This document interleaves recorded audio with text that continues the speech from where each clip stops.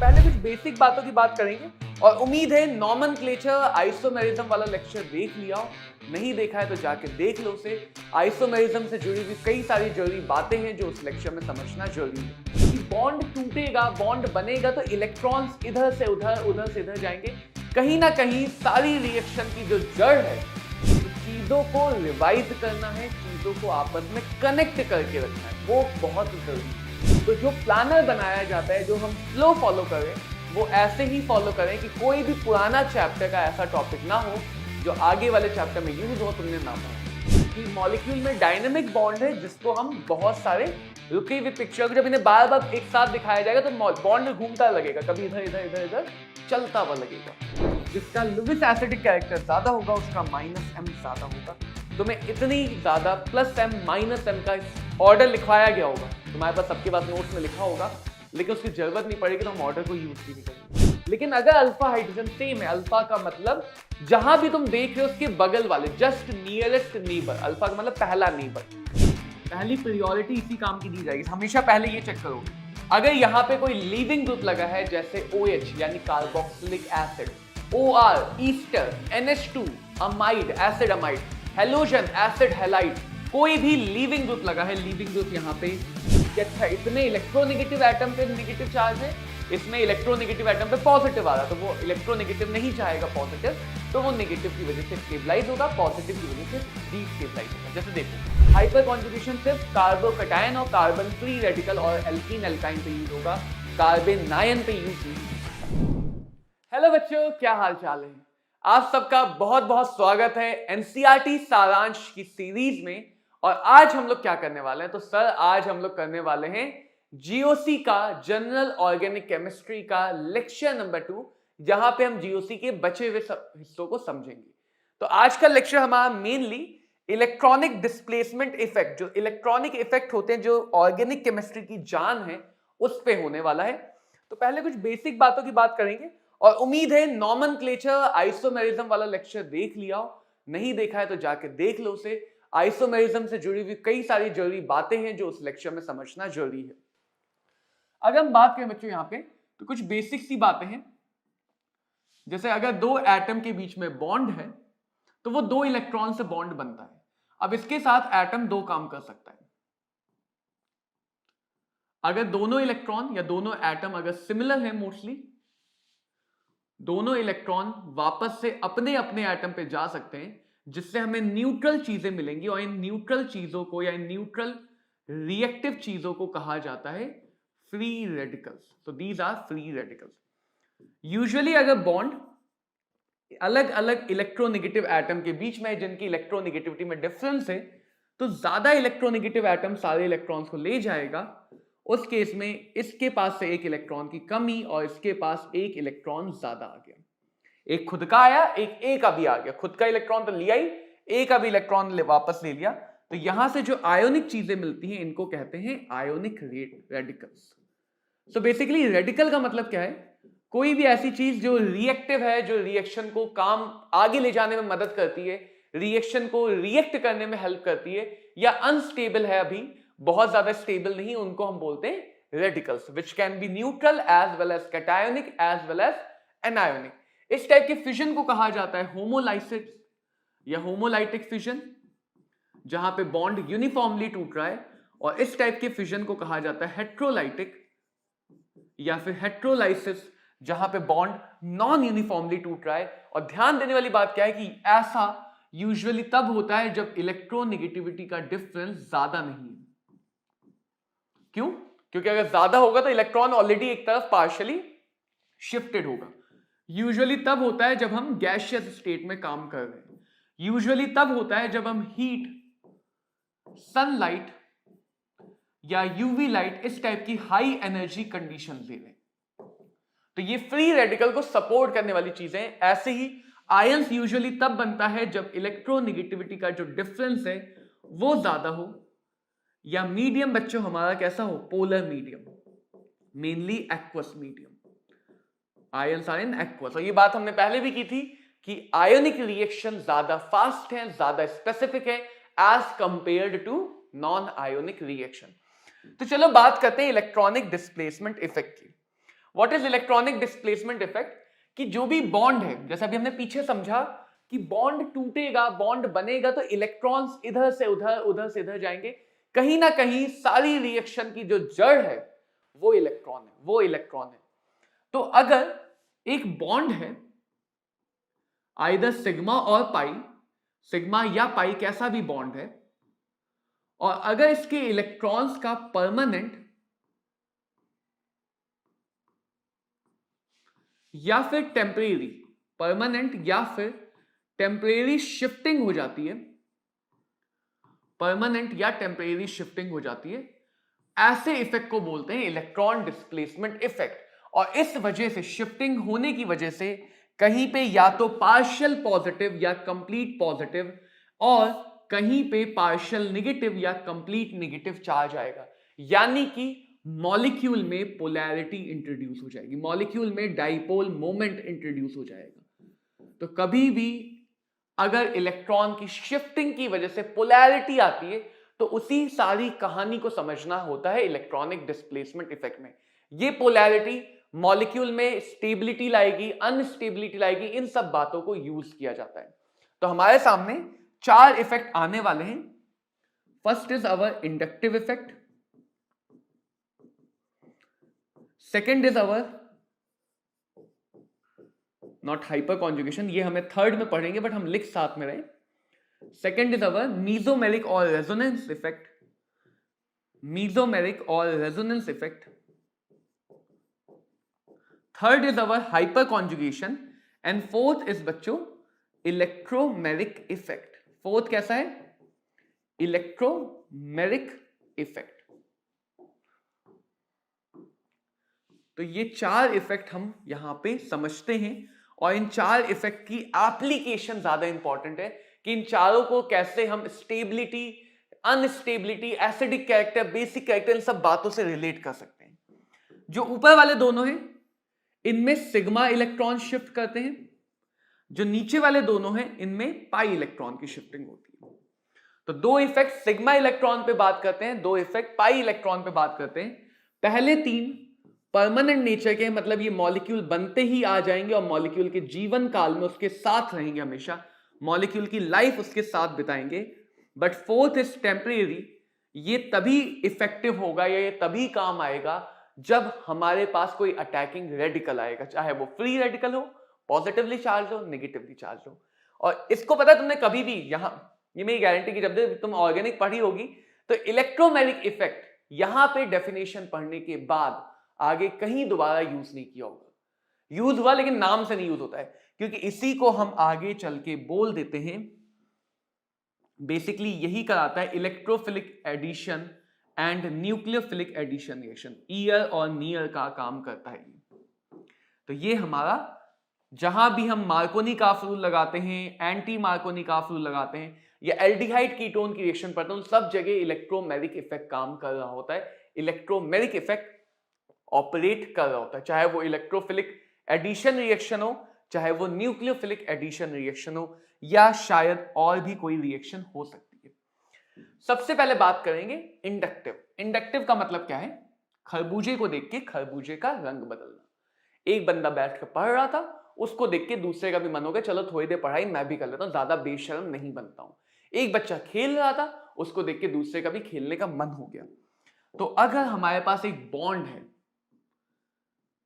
जिनमें already electronegativity का अंतर है, ऑलरेडी इलेक्ट्रोनेगेटिविटी का डिफरेंस है कि दोनों की इलेक्ट्रोनेगेटिविटी सेम नहीं है, तो ऑलरेडी यहां पे एक परमानेंट पोलैरिटी आई हुई होगी, इलेक्ट्रॉन का क्लाउड बी एटम की तरफ शिफ्टेड होगा, राइट? इसको इंडक्टिव नहीं बोलते हैं, ये तो सिंपल हमारा पोलर कोवेलेंट बॉन्ड है। कैसा बॉन्ड है? Polar covalent bond. बट अगर इसमें किसी भी एटम के साथ, सपोज यहां पे कार्बन चेन लगी है जिसमें सारे कार्बन एटम है, तो कार्बन एटम तो आपस में खींचेंगे नहीं, इनकी तो इलेक्ट्रोनेगेटिविटी सेम है, तो ये chain without presence of that, उसके बिना कैसी होती? Non polar. यानी इसका नेचर कुछ और था, बट इस खरबूजे ने दूसरे खरबूजे को देखा और अपना रंग बदल लिया, ये नॉन पोलर थी। बट जब इसने देखा कि अच्छा बगल वाले ए एटम पे पॉजिटिव चार्ज आया तो वो पॉजिटिव थोड़ा सा इलेक्ट्रॉन यहां से खींचेगा, तो इस पे और थोड़ा सा पॉजिटिव चार्ज आ गया। इसने देखा बगल वाले कार्बन पे पॉजिटिव चार्ज आया तो थोड़ा सा इलेक्ट्रॉन पे एक्स्ट्रा फोर्स लगेगा इधर की तरफ। पहले दोनों इक्वल फोर्स लगा रहे थे, बट इसका जो पॉजिटिव चार्ज है वो पलड़ा इसकी तरफ भारी कर देगा, इस पे थोड़ा सा पॉजिटिव पे इलेक्ट्रॉन पे पॉजिटिव का अट्रैक्शन फोर्स थोड़ा सा ज्यादा और लग जाएगा, तो यहां पे एक और थोड़ा सा कम पार्शियल पॉजिटिव चार्ज आ गया इन द सेकेंड बॉन्ड। इसी तरह पहले दोनों इक्वल फोर्स लगा रहे थे, अब उस एक्स्ट्रा पॉजिटिव की वजह से ये थोड़ा सा इलेक्ट्रॉन और खींच लेगा, इस पे थोड़ा सा और शिफ्टिंग हो गई और पॉजिटिव चार्ज आ गया। तो देख सकते हो जैसे जैसे हम आगे जा रहे हैं इंडक्शन हुआ है। इंडक्शन मतलब जिस बॉन्ड में पहले इक्वल फोर्स था वो इक्वल नहीं रहा, जो पहले नॉन पोलर था वो बदल गया किसमें, जो पहले नॉन पोलर था वो बदल गया पोलर में, पोलैरिटी आ गई, प्लस माइनस सेंटर्स आ गए, चार्जेस आ गए और धीरे धीरे कम हो रहा है। हम यहां तक आते आते मान लेंगे कि इंडक्शन, खरबूजे को देख के खरबूजे का रंग बदलना ऑलमोस्ट नेग्लिजिबल है, ऑलमोस्ट नेग्लिजिबल है। तो ये बेसिक सी बात है इंडक्टिव इफेक्ट की। पहले इफेक्ट को समझेंगे देन समझेंगे इनको अप्लाई कैसे करते हैं। यानी कि अगर मान लो एक ऑर्गेनिक मोइटी है, एक ऑर्गेनिक पार्ट है और इससे कोई ग्रुप जुड़ा हुआ है, इस ऑर्गेनिक पार्ट से कोई भी ग्रुप जुड़ा हुआ है, ये सबके लिए ट्रू है, सारे इफेक्ट के लिए। अगर वो ग्रुप इलेक्ट्रॉन को अपनी तरफ खींचता है या वो ग्रुप इलेक्ट्रॉन को चेन की तरफ दे देता है, तो जब भी हम ग्रुप देखेंगे, जितने भी हम इफेक्ट देखेंगे वो इलेक्ट्रॉन की डिस्प्लेसमेंट कराएंगे। दो ही टाइप की डिस्प्लेसमेंट हो सकती है, आइदर विड्रॉल ऑफ इलेक्ट्रॉन जिन्हें हम इलेक्ट्रॉन विड्रॉइंग ग्रुप कहेंगे, और डोनेशन ऑफ इलेक्ट्रॉन जिन्हें हम इलेक्ट्रॉन डोनेटिंग ग्रुप कहेंगे। तो अगर इलेक्ट्रॉन का विड्रॉल होता है तो ऐसे केस में इस पे इलेक्ट्रॉन बढ़ेंगे, इस पे नेगेटिव चार्ज बढ़ेगा, यानी इलेक्ट्रॉन बढ़ेंगे तो नेगेटिव चार्ज बढ़ेगा, तो ऐसे ग्रुप को माइनस ग्रुप कहा जाएगा। इंडक्टिव है तो माइनस आई, मीजोमेरिक है तो माइनस एम, हाइपर कॉन्जुगेशन है तो माइनस एच, इलेक्ट्रोमेरिक है तो माइनस ई। तो कोई भी माइनस ग्रुप का मतलब है वो इलेक्ट्रॉन डेंसिटी अपनी तरफ खींचेगा। यानी जब भी कोई माइनस ग्रुप कहीं भी प्रेजेंट होगा, चारों में से कोई सा भी इफेक्ट, वो इलेक्ट्रॉन को अपनी तरफ खींच के ऑर्गेनिक फंक्शनल ग्रुप या ऑर्गेनिक पोर्शन में से इलेक्ट्रॉन की डेंसिटी को घटाएगा। अब वो घटाना फायदेमंद है नुकसान, वो तो देख के पता चलेगा। ऐसे कोई इलेक्ट्रॉन विड्रॉइंग ग्रुप है तो वो अपने ऊपर इलेक्ट्रॉन को कम करेगा, डोनेटिंग ग्रुप। पॉजिटिव चार्ज आएगा, हो सकता है चार्ज उसका कम हो रहा हो, तो पॉजिटिव चार्ज आएगा जिस वजह से ऐसे ग्रुप को कहा जाता है प्लस ग्रुप। चाहे इंडक्टिव है तो प्लस आई, मीजोमेरिक है तो प्लस एम, हाइपर कॉन्जुगेशन है तो प्लस एच, एंड इलेक्ट्रोमेरिक है तो प्लस ई। तो किसी भी ग्रुप को प्लस कहना है या माइनस कहना है, it is all about their nature, whether they can displace electron towards themselves और they can displace electron away from themselves. क्या वो इलेक्ट्रॉन के घनत्व को अपनी तरफ खींचेंगे या अपने से दूर भगाएंगे। ठीक है बात। इसके आगे की कहानी अब है हमारी जुबानी। देखो, पहली बात, सिग्मा इलेक्ट्रॉन की पार्शियल शिफ्टिंग होती है। इंडक्टिव इफेक्ट में सिग्मा इलेक्ट्रॉन की पार्शियल शिफ्टिंग होती है। दूसरी बात, इट इज अ परमानेंट। एक बार इंडक्टिव आ गया तो जब तक मॉलिक्यूल बदलेगा नहीं तब तक इंडक्टिव इफेक्ट रहेगा। तीसरी बात, धीरे धीरे, जैसे मुझे पढ़ता हुआ देख के मेरे बगल वाले ने पढ़ना शुरू किया, उसको देख के उसके बगल वाले ने पढ़ना शुरू किया, लेकिन जो इफेक्ट है वो धीरे धीरे कम होता है नहीं होता, हमेशा से ये तो नेचर का नियम है। तो ये बहुत तेजी से, बहुत ही ज्यादा तेजी से घटता है डिस्टेंस के साथ, बहुत ही ज्यादा तेजी से घटता है डिस्टेंस के साथ। क्यों? क्योंकि जैसे जैसे डिस्टेंस बढ़ती जाएगी, जैसे जैसे डिस्टेंस बढ़ती जाएगी, जो रीजन था वो दूर होता चला गया। तो जितना दूर होगा इंडक्शन उतना कम होगा। इसको तुम चार्ज से भी समझ सकते हो कि अगर एक चार्ज बॉडी को न्यूट्रल बॉडी के जितना पास लाओगे बिना टच किए, इंडक्शन उतना ज्यादा होगा, जितना दूर ले जाओगे इंडक्शन उतना कम होगा। तो इसको यूजुअली हम तीसरे बॉन्ड के बाद तीसरे बॉन्ड के बाद निग्लेक्ट कर देते हैं। जैसे देखो, ये वाला बॉन्ड इंडक्शन नहीं है, ध्यान रखना। जो पोलर है वो इंडक्शन नहीं, जहां नॉन पोलर से शुरू हुआ, पहला बॉन्ड, दूसरा बॉन्ड, तीसरा बॉन्ड, निग्लेक्टेड, पहला, दूसरा, तीसरा, निग्लेक्टेड। अब ऐसा भी नहीं हो सकता कि भाई एक ही इलेक्ट्रॉन दो हिस्सों में बट जाए और आधा इधर आधा उधर चला जाए। तो इलेक्ट्रॉन की मूवमेंट हमेशा यूनिडायरेक्शनल होती है। यानी अगर सपोज दो ग्रुप लगे हैं, दोनों माइनस आई हैं, दोनों इलेक्ट्रॉन को अपोज, जैसे मान लो कार्बन पे एक तरफ फ्लोरीन लगाए, एक तरफ क्लोरीन लगाए, दोनों अपनी अपनी तरफ खींचना चाहते हैं, तो ऐसा नहीं कि दोनों तरफ खींचेगा, ऐसा हम कहेंगे कि ओवरऑल फ्लोरीन ज्यादा पावरफुल है, तो फ्लोरीन ने ज्यादा खींचा, कार्बन से क्लोरीन कम खींच पाया या खींच ही नहीं पाया। तो हमेशा जो हम इलेक्ट्रॉन की मूवमेंट है वो एक सिंगल डायरेक्शन में दिखाएंगे।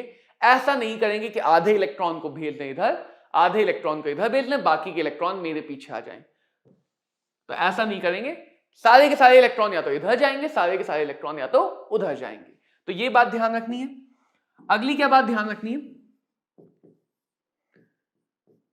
कि जो माइनस आई की स्ट्रेंथ है, तुम लोगों ने याद किया होगा, तो मैं सिंपल तरीके से बता देता हूं। माइनस आई की स्ट्रेंथ सीधे सीधे इलेक्ट्रोनेगेटिविटी पे डिपेंड करती है, सीधे सीधे इलेक्ट्रोनेगेटिविटी पे। इलेक्ट्रोनेगेटिविटी कैसे देख सकते हो? एक तो फोन नकल बाहर इश्क पहलवान, पीरियोडिक वाला, वो तो है ही अपना, फोन नकल बाहर इश्क पहलवान। दूसरा ये कि एटम के ऊपर पॉजिटिव चार्ज आएगा तो वो उसकी इलेक्ट्रोनेगेटिविटी को बढ़ाएगा, नेगेटिव चार्ज आएगा तो इलेक्ट्रोनेगेटिविटी को घटाएगा।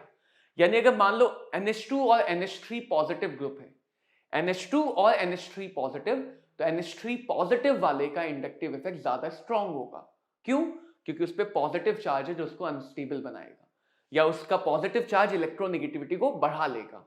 तो पॉजिटिव चार्ज अगर आता है किसी एटम पे तो वो उसके इंडक्टिव स्ट्रेंथ को बढ़ाता है।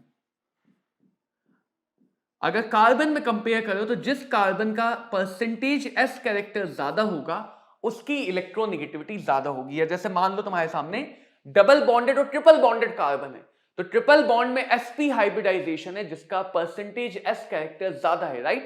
Chemical bonding. देखो मैं बार बार बोलता हूं, पूरी साइंस एक फ्लो है, एक फ्लो है।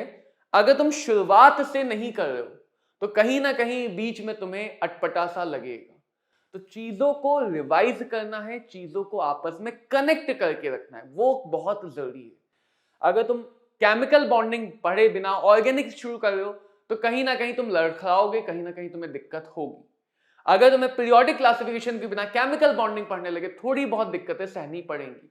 तो जो प्लानर बनाया जाता है, जो हम फ्लो फॉलो करें, वो ऐसे ही फॉलो करें कि कोई भी पुराना चैप्टर का ऐसा टॉपिक ना हो जो आगे वाले चैप्टर में यूज हो, तुमने ना पढ़ा हो।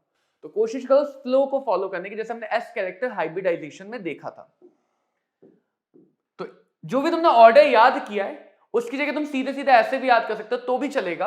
और तीसरी बहुत इंपॉर्टेंट बात है, अगर किसी वजह से बॉन्ड एंगल बढ़ जाता है, बॉन्ड एंगल अगर बढ़ता है तो भी एटम की इलेक्ट्रोनेगेटिविटी बढ़ती, वो इसी बात से आती है। sp3 सबसे कम इलेक्ट्रोनेगेटिव है, sp2 ज्यादा इलेक्ट्रोनेगेटिव है, sp सबसे ज्यादा इलेक्ट्रोनेगेटिव है, राइट?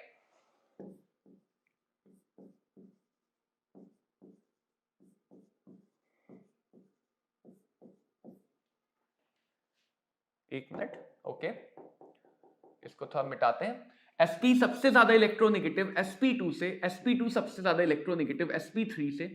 यहां से देखो, ये linear geometry bond angle 180 degree, ये trigonal planar geometry bond angle 120, ये tetrahedral geometry bond angle 109.5 degree. तो देख सकते हो जैसे जैसे बॉन्ड एंगल बढ़ रहा है वैसे वैसे इलेक्ट्रोनेगेटिविटी बढ़ रही है।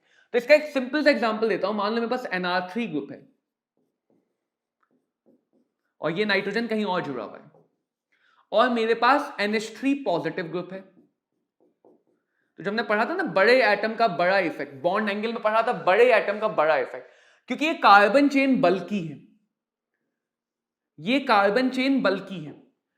अगर तुम इसको दूसरे लॉजिक से सोचोगे तो उल्टा आंसर आएगा, गलत होगा। ये कार्बन चेन बल्की है और टेट्राहेड्रल में वैसे भी एंगल कम होता है। ये बड़े एटम का बड़ा इफेक्ट टेट्राहेड्रल में ही काम करता है।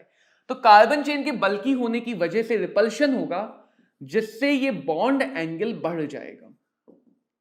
रिपल्शन बॉन्ड एंगल को क्या कर देगा? बढ़ा देगा। अब सोचो, दोनों नाइट्रोजन एटम पे पॉजिटिव चार्ज, दोनों पहले से बहुत ज्यादा भड़के हुए बैठे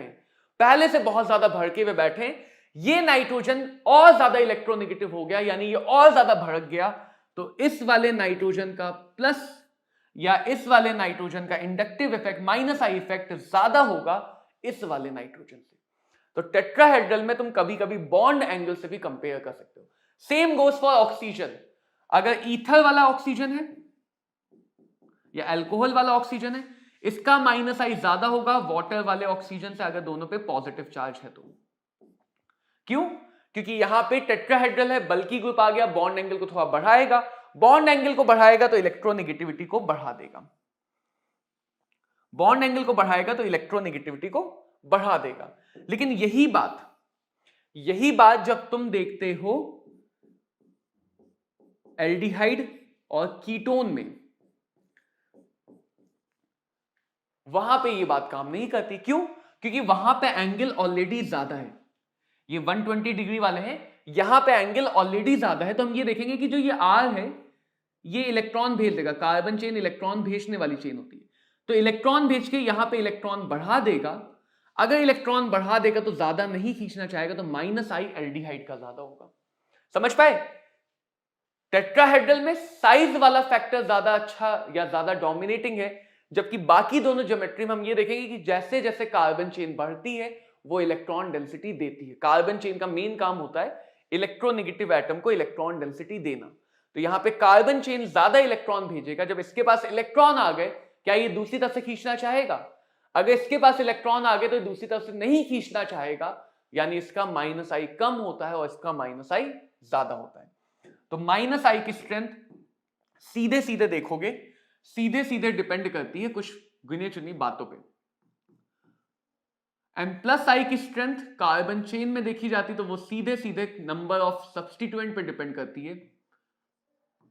3 डिग्री कार्बन का प्लस आई ज्यादा है 2 डिग्री से, 2 डिग्री का प्लस आई ज्यादा है हाइड्रोजन एटम से, 2 डिग्री का प्लस आई ज्यादा है हाइड्रोजन एटम से। यहीं पे समझा देता हूं, एरही न करके एक प्रायोरिटी सीक्वेंस आता है कि जब भी हम होती है ना आरोही, तो आरोही की जगह ए रही,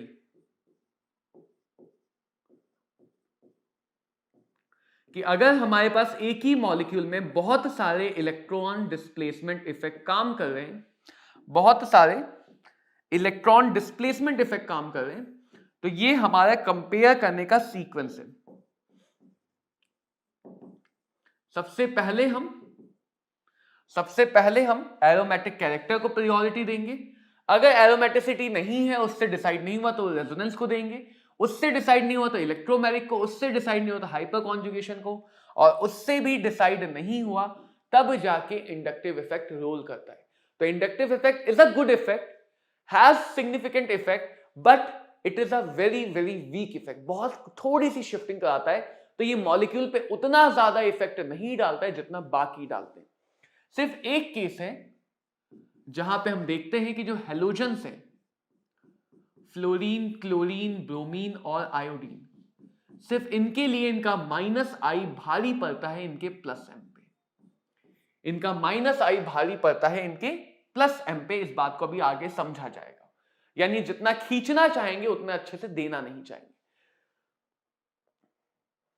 अगला इफेक्ट आता है बच्चों मीजोमेरिक इफेक्ट।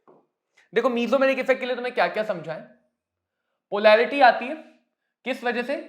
पाई बॉन्ड के मूवमेंट की वजह से। कब?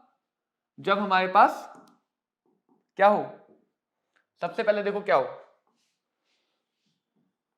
First of all conjugation, resonance होना चाहिए। रेजोनेंस की वजह से जब पोलैरिटी आती तो उसको बोला जाता है मीजोमेरिक इफेक्ट। तो मीजोमेरिक होने के लिए सबसे पहले कॉन्जुगेशन होना चाहिए। कॉन्जुगेशन 4 चीजों के बीच में होता है, पाई बॉन्ड, लोन पेयर, मतलब ये रेजोनेंस देखने का दूसरा तरीका है। एक तो हमने इनऑर्गेनिक में देखा था जहां पाई बॉन्ड का ऑप्शन हो, ये दूसरा तरीका है। लोन पेयर, नेगेटिव चार्ज, ये तीनों लूज इलेक्ट्रॉन को दिखा रहे हैं। ये तीनों क्या दिखा रहे हैं? लूज इलेक्ट्रॉन, कि इलेक्ट्रॉन है जो दिया जा सकता है, या वेकेंट ऑर्बिटल। देखो पॉजिटिव चार्ज कहीं नहीं आता है कॉन्जुगेशन में, पॉजिटिव चार्ज का कोई रोल नहीं है। कॉन्जुगेशन में रोल है वेकेंट ऑर्बिटल का।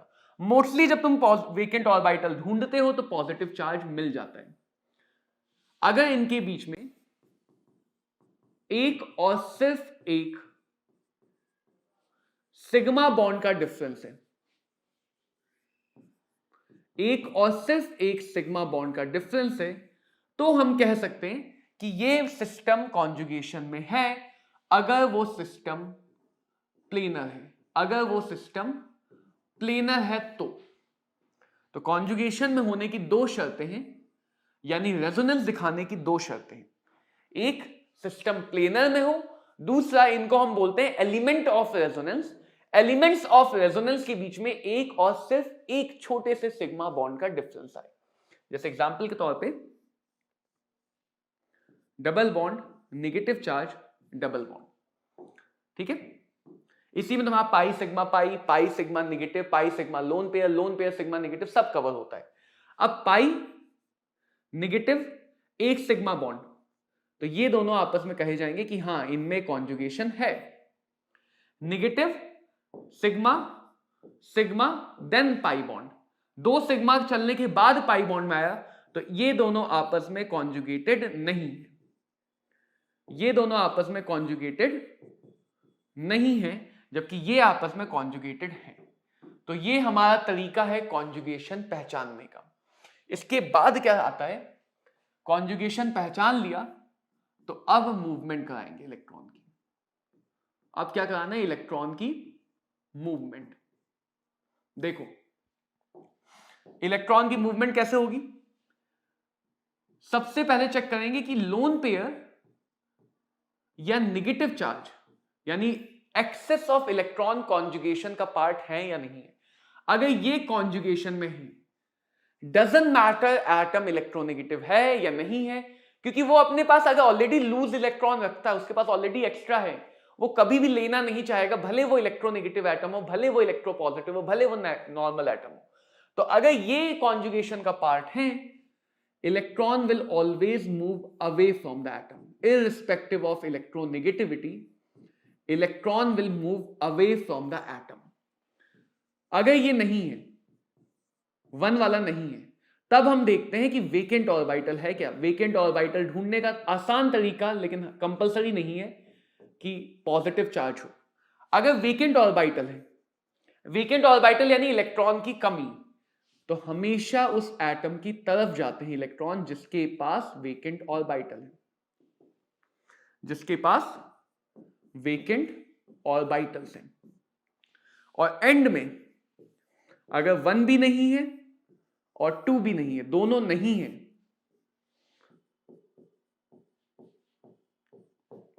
तो इलेक्ट्रॉन को ज्यादा इलेक्ट्रोनेगेटिव एटम की तरफ भेज देते हैं। अगर ज्यादा इलेक्ट्रोनेगेटिव एटम भी नहीं, इसका मतलब सब सिमेट्रिकल है, कहीं भी भेजो कोई फर्क नहीं पड़ेगा, कहीं भी भेजो कोई फर्क नहीं पड़ेगा। जैसे इसका मैं तुम्हें एक एग्जांपल समझाता हूं,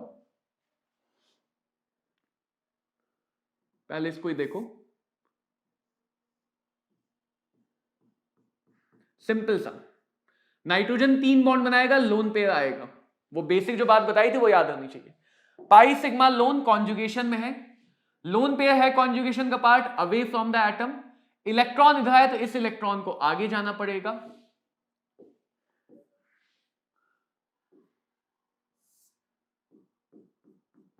नाइट्रोजन के लोन पेयर यहां का पाई बॉन्ड बन गए, क्योंकि नाइट्रोजन ने लोन पेयर दे दिया तो उस पर आ गया पॉजिटिव चार्ज, ये पाई बॉन्ड यहां का नेगेटिव चार्ज बन गया, ये आगे पीछे मूव करता रहेगा। रेजोनेंस का मतलब वही है कि मॉलिक्यूल में डायनेमिक बॉन्ड है, जिसको हम बहुत सारे रुके हुए पिक्चर को जब इन्हें बार बार एक साथ दिखाया जाएगा तो बॉन्ड घूमता लगेगा, कभी इधर इधर इधर इधर चलता हुआ लगेगा। तो ये हो गया एक एग्जाम्पल। अगला एग्जाम्पल देखो, पाई सिग्मा पाई, कोई लोन पेयर, ये लोन पेयर है यहां पे, लेकिन कॉन्जुगेशन का पार्ट नहीं है, क्योंकि इस पाई और लोन पेयर के बीच में सिग्मा बॉन्ड नहीं। कॉन्जुगेशन होने के लिए एक सिग्मा बॉन्ड आना कंपलसरी है। तो पाई सिग्मा पाई कॉन्जुगेशन है, पाई सिग्मा पाई कॉन्जुगेशन है। तो क्या होगा, क्योंकि अब लोन पेयर नहीं है कॉन्जुगेशन के अंदर, पॉजिटिव चार्ज वेकेंट ऑर्बिटल नहीं है कॉन्जुगेशन के अंदर, तो इलेक्ट्रॉन सीधे सीधे मूव करा देंगे ज्यादा इलेक्ट्रोनेगेटिव एटम की तरफ। इलेक्ट्रॉन सीधे सीधे मूव करा दिया ज्यादा इलेक्ट्रोनेगेटिव एटम की तरफ। तो पाई बॉन्ड ऑक्सीजन ने लिया, ऑक्सीजन पे आ गया नेगेटिव चार्ज, ये पाई बॉन्ड आगे घूम गया, यहां पे आ गया पॉजिटिव चार्ज। दोनों को साथ में देखोगे तो बॉन्ड इधर इधर इधर इधर मूव करते हुए दिखते रहेंगे, बॉन्ड मूव करते हुए दिखते रहेंगे। एक और एग्जांपल लेते हैं, पाई और पॉजिटिव चार्ज। कार्बन पे अगर पॉजिटिव चार्ज है तो उसके पास तो वेकेंट ऑर्बिटल होती है। यही सब कहां पे वेकेंट ऑर्बिटल है कहां पे नहीं है, इसी के लिए वो बेसिक बताया था कि नाइट्रोजन 3 बॉन्ड बनाता है, चौथा बॉन्ड बनाएगा ऑर्बिटल वेकेंट नहीं होगी। ऑक्सीजन 2 बॉन्ड बनाता है, तीसरा बॉन्ड बनाता है, फिर भी ऑर्बिटल वेकेंट नहीं होगी। कार्बन 4 बॉन्ड बनाता है, अगर 3 बनाएगा तो उसके पास एक इलेक्ट्रॉन बच गया वैलेंस शेल का।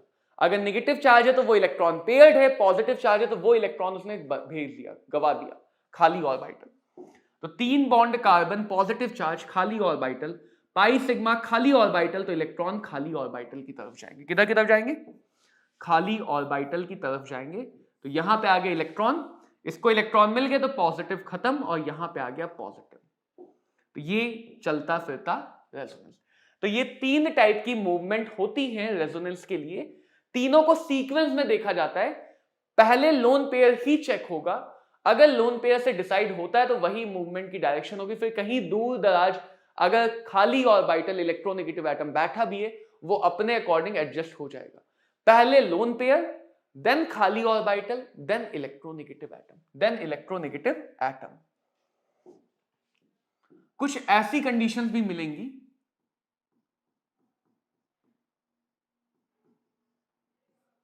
Pi sigma positive. कुछ बच्चे कहेंगे यहां पे रेजोनेंस होगा। क्या यहां पे रेजोनेंस होगा बच्चों? अगर तुम्हारा जवाब भी मेरी तरह है कि नहीं, इसका मतलब तुम्हें समझ में आ गई बात। नाइट्रोजन ने 3 बॉन्ड बना लिए, 4 ऑर्बिटल होती, एक इधर 3 इधर, 4 बॉन्ड बना लिए, 4 ही ऑर्बिटल है, कोई खाली ऑर्बिटल नहीं है। कोई खाली ऑर्बिटल नहीं है तो रेजोनेंस कहां से होगा? हवा में थोड़ी हो जाएगा। जब कोई खाली ऑर्बिटल ही नहीं है तो रेजोनेंस कहां से होगा? नहीं हो पाएगा। एक और एग्जांपल पे आते हैं।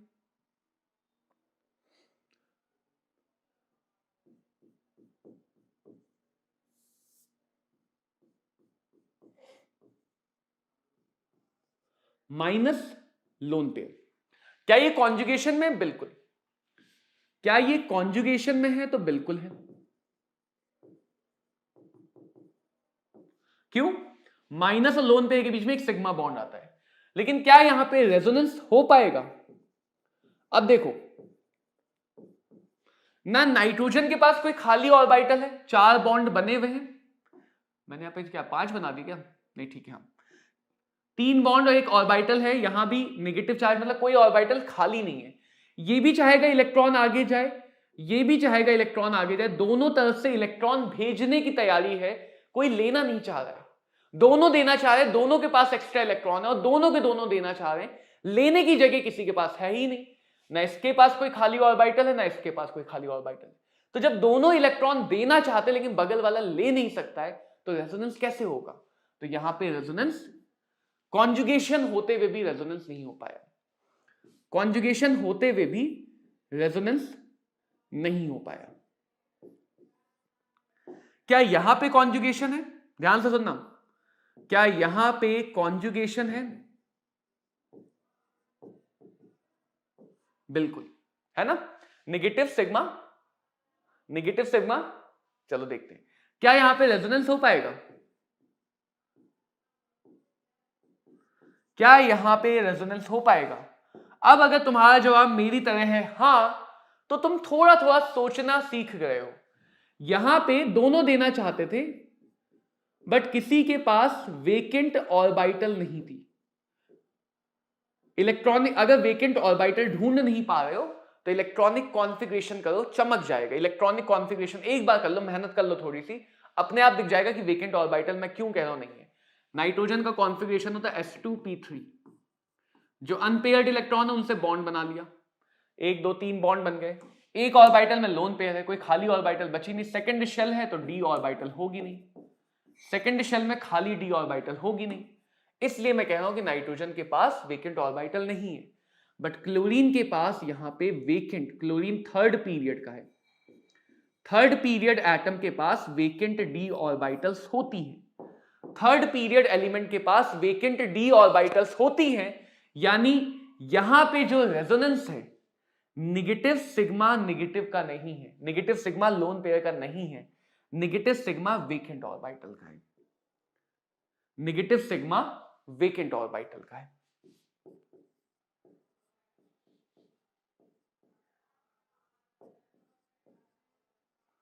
तो कुछ ऐसे केस दिखते हैं, इसको हम बोलते हैं डी ऑर्बिटल रेजोनेंस, इसको हम बोलते हैं डी ऑर्बिटल रेजोनेंस।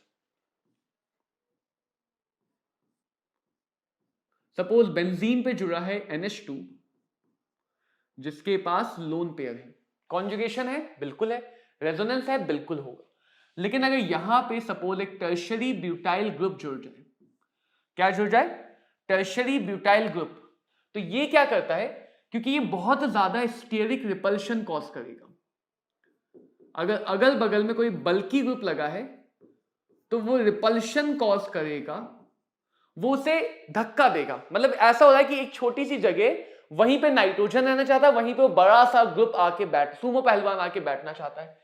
अब जो छोटा सा बच्चा सा नाइट्रोजन है जिसको ज्यादा झगड़ा करके कोई फायदा नहीं होगा, सिर्फ उसकी चटनी बनेगी, तो स्टेरिक रिपल्शन की वजह से वो कहेगा चलो ठीक है, जैसे तुम बस में जा रहे हो, छोटे से टिंगे से तुम जा रहे हो बस में और दो अगल बगल सुमो पहलवान आके बैठ गए तुम्हारी सीट के बगल में, अब वो आधा तो तुम्हारी सीट पे आके बैठे हुए हैं, तो तुम क्या करोगे, थोड़ी सी शर्म आएगी कि यार पिटने से अच्छा है उठ के कहीं और बैठ जाते हैं, तो ये नाइट्रोजन चला जाएगा प्लेन से बाहर, और एक बार प्लेन से बाहर चला गया तो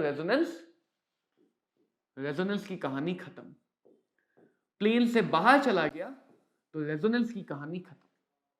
तो यहां भी रेजोनेंस होते होते रह गया, इसको कहते हैं सर स्टेरिक इनहिबिशन, साइज की वजह से रेजोनेंस की वॉट लगा दी गई, steric inhibition of resonance, size की वजह से रेजोनेंस की वॉट लग गई है यहां पे, SIR इफेक्ट। तो जब भी तुम रेजोनेंस देखो, जो मैंने तुम्हें इन केसेस से ये बात समझाने की कोशिश की है कि थोड़ा सा मॉलिक्यूल को ऑर्बिटल वाइज सोच के देखो, थोड़ा सा मॉलिक्यूल को विजुलाइज करके देखो, तो रेजोनेंस इजीली समझ में आने वाली चीज है, ऑर्गेनिक का रेजोनेंस इजीली समझ में आने वाली चीज है, आसानी समझ में आएगा कहां रेजोनेंस होता है कहां नहीं होता है, और उसी रेजोनेंस से आता है मीजोमेरिक इफेक्ट, जिसमें हम कहते हैं अगेन रेजोनेंस की वजह से अगर पोलैरिटी आ जाए, रेजोनेंस की वजह से अगर पोलैरिटी आ जाए तो वो ग्रुप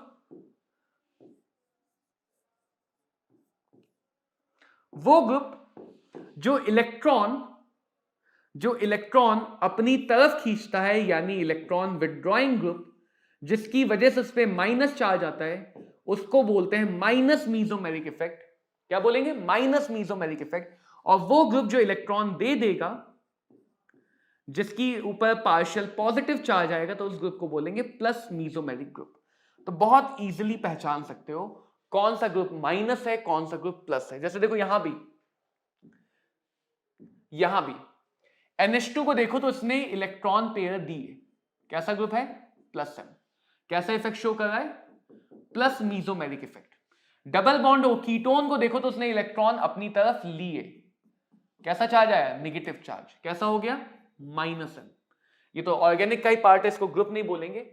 NH3 पॉजिटिव को देखो तो रेजोनेंस नहीं कर पाया। यहां पे Cl क्या कर रहा है, इलेक्ट्रॉन अपनी तरफ ले रहा है, तो कैसा इफेक्ट शो कर रहा है, माइनस है। मैं लिखूंगा नहीं क्योंकि यहां पे मुझे इसको और भी कुछ बताना है। तो रेजोनेंस पहचानने का बहुत इजी सा तरीका है, अपनी बेंजीन रिंग, यूजुअली हम मीजोमेरिक इफेक्ट बेंजीन रिंग पे ही देखते हैं। जो भी ग्रुप जुड़ा है उसके सबसे पहले एटम को देखो, उसको बोलते हैं की एटम।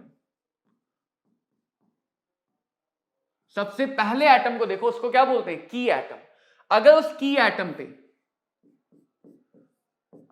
एटम पे पाई बॉन्ड है, क्या है, पाई बॉन्ड, तो पाई बॉन्ड हमेशा इलेक्ट्रोनेगेटिव एटम खींचेगा, तो ऐसे ग्रुप ऑटोमेटिकली बन जाते हैं इलेक्ट्रॉन विड्रॉइंग ग्रुप जो बन जाते हैं माइनस एम ग्रुप। क्या बन जाते हैं? Minus M group. Pi bond हो या वेकेंट ऑर्बिटल, उस केस में वो इलेक्ट्रॉन पेयर अपनी तरफ खींचेगा, और अगर अपनी तरफ खींचेगा तो क्या बन जाएगा? Minus M group. जैसे देखो, कार्बन की एटम, उस पे pi bond, ketone aldehyde, carbon की एटम, उस पे पाई बॉन्ड, और यहां पे लगा है acid halide, acid amide, ester, carboxylic acid, cyanide. देखो की एटम किसको बोल रहे हैं? वो पहला एटम जो डायरेक्टली जुड़ेगा। यहां पे की एटम कौन है? कार्बन है। इन सब में, इन सारे फंक्शनल ग्रुप में की एटम कार्बन है। CH2 positive, CH2 positive. यहां भी देखो की एटम कार्बन, उसके पास वेकेंट ऑर्बिटल। तो अगर की एटम के पास खाली ऑर्बिटल या पाई इलेक्ट्रॉन है तो वो हमेशा इलेक्ट्रॉन अपनी तरफ खींचता है और बन जाता है माइनस एम, बन जाता है माइनस एम। अगर उसके पास लोन पेयर या नेगेटिव चार्ज है, की एटम के पास लोन पेयर या नेगेटिव चार्ज है, तब देखो क्या होगा। जैसे OH लोन पेयर, की एटम कौन है? ऑक्सीजन। की एटम वो जो जुड़ेगा अमाइन NH2 ग्रुप, एनिलीन के लिए, O पे माइनस, ठीक है, NH पे minus, CH2 negative, halogen, halogen के लिए बता रहा था, हेलोजन में प्लस एम है, हेलोजन में प्लस एम है, लेकिन हेलोजन में प्लस एम है, लेकिन इसका माइनस आई भारी है प्लस एम पे। इसीलिए हम कहते हैं प्लस एम होते हुए भी हेलोजन इलेक्ट्रॉन विड्रॉइंग ग्रुप की तरह काम करता है, इलेक्ट्रॉन डोनेटिंग नहीं, क्योंकि माइनस आई डिसाइड करता है, माइनस आई डिसाइड करता है। एक खास बात देखो, NHCO CH3, यहां पे ध्यान से देखो, मैं क्या बताना चाह रहा हूं। जब ये एसिड अमाइड कार्बन से जुड़ेगा, अगर ये कार्बन से जुड़ेगा तो माइनस एम की तरह बिहेव कर रहा है, क्योंकि कार्बन के पास पाई बॉन्ड है जो इलेक्ट्रॉन अपनी तरफ खींचेगा, जो इलेक्ट्रॉन बाहर खींचेगा। लेकिन यही एसिड अमाइड ग्रुप अगर नाइट्रोजन से जुड़ रहा है, नाइट्रोजन से जुड़ा, तो ये पाई बॉन्ड कॉन्जुगेशन में नहीं है, 2 सिग्मा आ गए, कॉन्जुगेशन में नहीं होगा, ये लोन पेयर कॉन्जुगेशन में आ जाएगा, और इस वजह से अब ये देने लगेगा तो कैसा काम कर रहा है? Plus M. तो ये जो एसिड के डेरिवेटिव लिखे ना, ये दोनों खेल खेलते हैं, ये दोनों के दोनों खेल खेलते हैं, डिपेंड करता है जुड़ा किससे। तो हमेशा इस बात को फोकस करो, ग्रुप को रटने से अच्छा है इस बात को फोकस करो कि वो ग्रुप किस वजह से प्लस एम या माइनस एम बन रहा है, किस वजह से प्लस एम या फिर माइनस एम बन रहा है। ठीक है, प्लस एम और माइनस एम, जितने भी कार्बन चेन हैं वो सब हाइपर कॉन्जुगेशन, जो अभी आगे पढ़ेंगे, हाइपर कॉन्जुगेशन की वजह से प्लस एम दिखाते हैं, हाइपर कॉन्जुगेशन की वजह से प्लस एम दिखाते हैं। तो कौन सा ग्रुप प्लस एम दिखाएगा, कौन सा ग्रुप माइनस एम दिखाएगा, ये हम पहचान सकते हैं। प्लस एम को कंपेयर करने के लिए हम कंपेयर करते हैं न्यूक्लियोफिलिसिटी, कितनी आसानी से इलेक्ट्रॉन दे सकता है। तो न्यूक्लियोफिलिसिटी जैसे कंपेयर की जाती है, वैसे ही प्लस एम करेंगे। इलेक्ट्रॉन आसानी से देना है, आसानी से देने की पहली कंडीशन इलेक्ट्रोनेगेटिविटी कम होनी चाहिए, इलेक्ट्रोनेगेटिविटी कम होनी चाहिए। और माइनस एम के लिए हमें कंपेयर करेंगे किसके अंदर लुईस एसिड कैरेक्टर ज्यादा है, जिसका लुईस एसिडिक कैरेक्टर ज्यादा होगा उसका माइनस एम ज्यादा होगा। तो मैं इतनी ज्यादा प्लस एम माइनस एम का ऑर्डर लिखवाया गया होगा, तुम्हारे पास सबके पास नोट्स में लिखा होगा, लेकिन उसकी जरूरत नहीं पड़ेगी, तो हम ऑर्डर को यूज भी नहीं करेंगे, हम ऑर्डर को यूज भी नहीं करेंगे, हम डायरेक्टली क्वेश्चन सॉल्व करना सीखेंगे। देखो, तो जब भी हमारे पास कौन सा ग्रुप है, बेंजीन रिंग है, और बेंजीन रिंग पे लगा है प्लस एम, बेंजीन रिंग पे लगा है प्लस एम, तो प्लस एम क्या करेगा, अपने ऊपर प्लस, यानी कि electron donating group, electron donating group. तो ये बेंजीन के ऑर्थो और पैरा पोजीशन पे रेजोनेंस इफेक्ट स्पेसिफिक डायरेक्शन पे काम करता है, माइनस चार्ज लेके आएगा।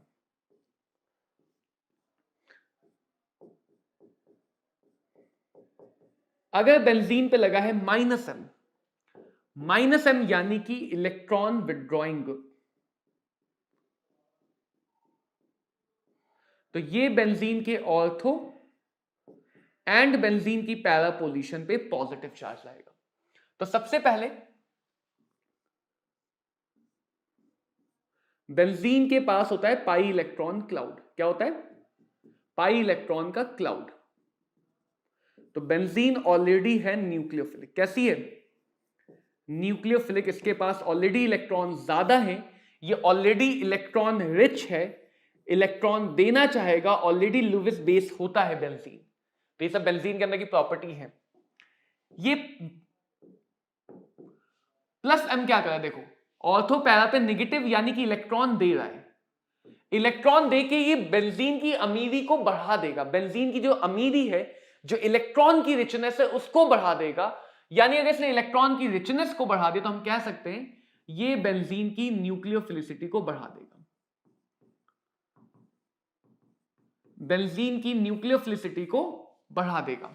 ये इलेक्ट्रॉन अपनी तरफ खींचे, राइट? इलेक्ट्रॉन बाहर निकाल रहा है, यानी जिसके पास इलेक्ट्रॉन ज्यादा तो उससे इलेक्ट्रॉन कम कर रहा है। तो ये बेंजीन की न्यूक्लियोफिलिसिटी को बेंजीन की न्यूक्लियोफिलिक नेचर को घटा देगा। क्या कर देगा? घटा देगा। फिलहाल के लिए अगर तुमने न्यूक्लियोफिलिक इलेक्ट्रोफिलिक नहीं पढ़ा है, क्या होता है पीछे मैंने बताया था। वैसे इलेक्ट्रॉन डोनर, जो इलेक्ट्रॉन अमीर है, वो न्यूक्लियोफिलिक है, नाभिक स्नेही। इलेक्ट्रॉन एक्सेप्टर, जो इलेक्ट्रॉन गरीब है, इलेक्ट्रॉन डेफिशिएंट है, वो है इलेक्ट्रोफाइल, इलेक्ट्रॉन स्नेही। तो न्यूक्लियोफिलिसिटी मतलब कितने ज्यादा इलेक्ट्रॉन है, जिसने खींचे उसने घटा दिए, जिसने दिए उसने बढ़ा दिए। अब जो इलेक्ट्रॉन ज्यादा देगा, बेंजीन पहले से रिएक्टिव थी, उसने बेंजीन की एक्टिविटी को बढ़ा दी, तो ऐसे ग्रुप्स को कहते हैं रिंग एक्टिवेटर्स। इन्हें क्या कहते हैं? Ring activators. और इन्हें क्या कहेंगे? इन्होंने बेंजीन की न्यूक्लियोफिलिसिटी के थ्रू उसकी रिएक्टिविटी घटा दी। क्या घटा दिया? रिएक्टिविटी घटा दी। तो इनको कहते हैं रिंग डीएक्टिवेटर्स। क्या कहते हैं? रिंग डीएक्टिवेटर्स। अनदर थिंग, अगर कोई भी इलेक्ट्रोफाइल आना चाहेगा तो वो वहां आना चाहेगा जहां पे इलेक्ट्रॉन ज्यादा है। इलेक्ट्रोफाइल वहां पे आना चाहेगा जहां पे इलेक्ट्रॉन ज्यादा है। तो ऐसे ग्रुप होते हैं ऑर्थो पैरा डायरेक्टिंग। कौन सा डायरेक्शन देते हैं? Ortho para direction. किसको देते हैं? इलेक्ट्रोफाइल को। तो डायरेक्शन बच्चों हमेशा किसको दी जाती है? रेजोनेंस की वजह से आती है। इंडक्टिव इफेक्ट कोई फिक्स डायरेक्शन में काम नहीं करता, वो सब पे काम करता है, सारे एटम पे लाइन से काम करता है। ऐसा नहीं कि वो इसी पोजीशन, जैसे यहां पे देखो, रेजोनेंस जब भी देखोगे हमेशा ऑर्थो पैरा पे ही दिखेगा। तुम चाहो तो हाइब्रिड बना के देखो। यहां पे इलेक्ट्रोफाइल जब आना चाहेगा तो जहां पे इलेक्ट्रॉन डेंसिटी कम है वहां तो नहीं आना चाहेगा, वो खुद गरीब है, गरीब में क्यों जाएगा? तो वो वहां जाएगा जहां इलेक्ट्रॉन डेंसिटी नॉर्मल है, क्योंकि बाकी जगह से ज्यादा है, बाकी जगह से ज्यादा है। तो ऐसे ग्रुप बन जाते हैं मेटा डायरेक्टिंग, यानी अगले इलेक्ट्रोफाइल को मेटा पोजीशन पे लगाना चाहेंगे। अगले इलेक्ट्रोफाइल को कहां लगाना चाहेंगे? मेटा पोजीशन पे। तो ये ध्यान रखो, इलेक्ट्रोफाइल हमेशा वहां आना चाहेगा जहां इलेक्ट्रॉन डेंसिटी ज्यादा है। प्लस एम ने मेटा पे नॉर्मल रहने दिया, ऑर्थो पैरा पे ज्यादा कर दिया, तो ऑर्थो पैरा पे चला जाएगा क्योंकि वहां पे ज्यादा है। माइनस एम ने मेटा पे नॉर्मल रहने दिया, मेटा पे कोई छेड़छाड़ नहीं होती है, ऑर्थो पैरा पे कम कर दिया, तो मेटा पे नॉर्मल है, ऑर्थो पैरा पे कम होगी, तो अब ज्यादा कहां है? मेटा पे। तो किधर लेके जाएगा? मेटा पोजीशन की तरफ। किधर लेके जाएगा? मेटा पोजीशन की तरफ। सबसे स्पेशल बात है हेलोजन की, क्योंकि इनका माइनस आई ज्यादा पावरफुल है प्लस एम की लिए, तो ओवरऑल ये होते हैं इलेक्ट्रॉन विड्रॉइंग ग्रुप। माइनस आई की वजह से इलेक्ट्रॉन खींचते हैं तो ये बन जाते हैं रिंग डीएक्टिवेटर। क्या बन जाते हैं? Ring deactivator. रिंग से इलेक्ट्रॉन खींच लेंगे क्योंकि माइनस आई स्ट्रॉन्ग है, लेकिन डायरेक्शन तो एम देता है, एम कह रहा है ऑर्थो पैरा, तो ये फिर भी रिंग डीएक्टिवेटर होते हुए भी ऑर्थो पैरा नेचर के हैं। रिंग डीएक्टिवेटर होते हुए भी ऑर्थो पैरा नेचर के हैं। क्यों? क्योंकि प्लस एम ही डायरेक्शन देगा, मतलब मीजोमेरिक ही डायरेक्शन देगा, चाहे प्लस एम हो चाहे माइनस एम हो। तो ओवरऑल उनका नेचर डीएक्टिवेटर है हेलोजन का, लेकिन डायरेक्शन इफेक्ट उनका ऑर्थो पैरा डायरेक्टिंग है। तो हैलोजन के लिए दोनों बातें एक साथ दिखती हैं, डीएक्टिवेटर्स भी, ऑर्थो पैरा नेचर भी है। डीएक्टिवेटर किसकी वजह से?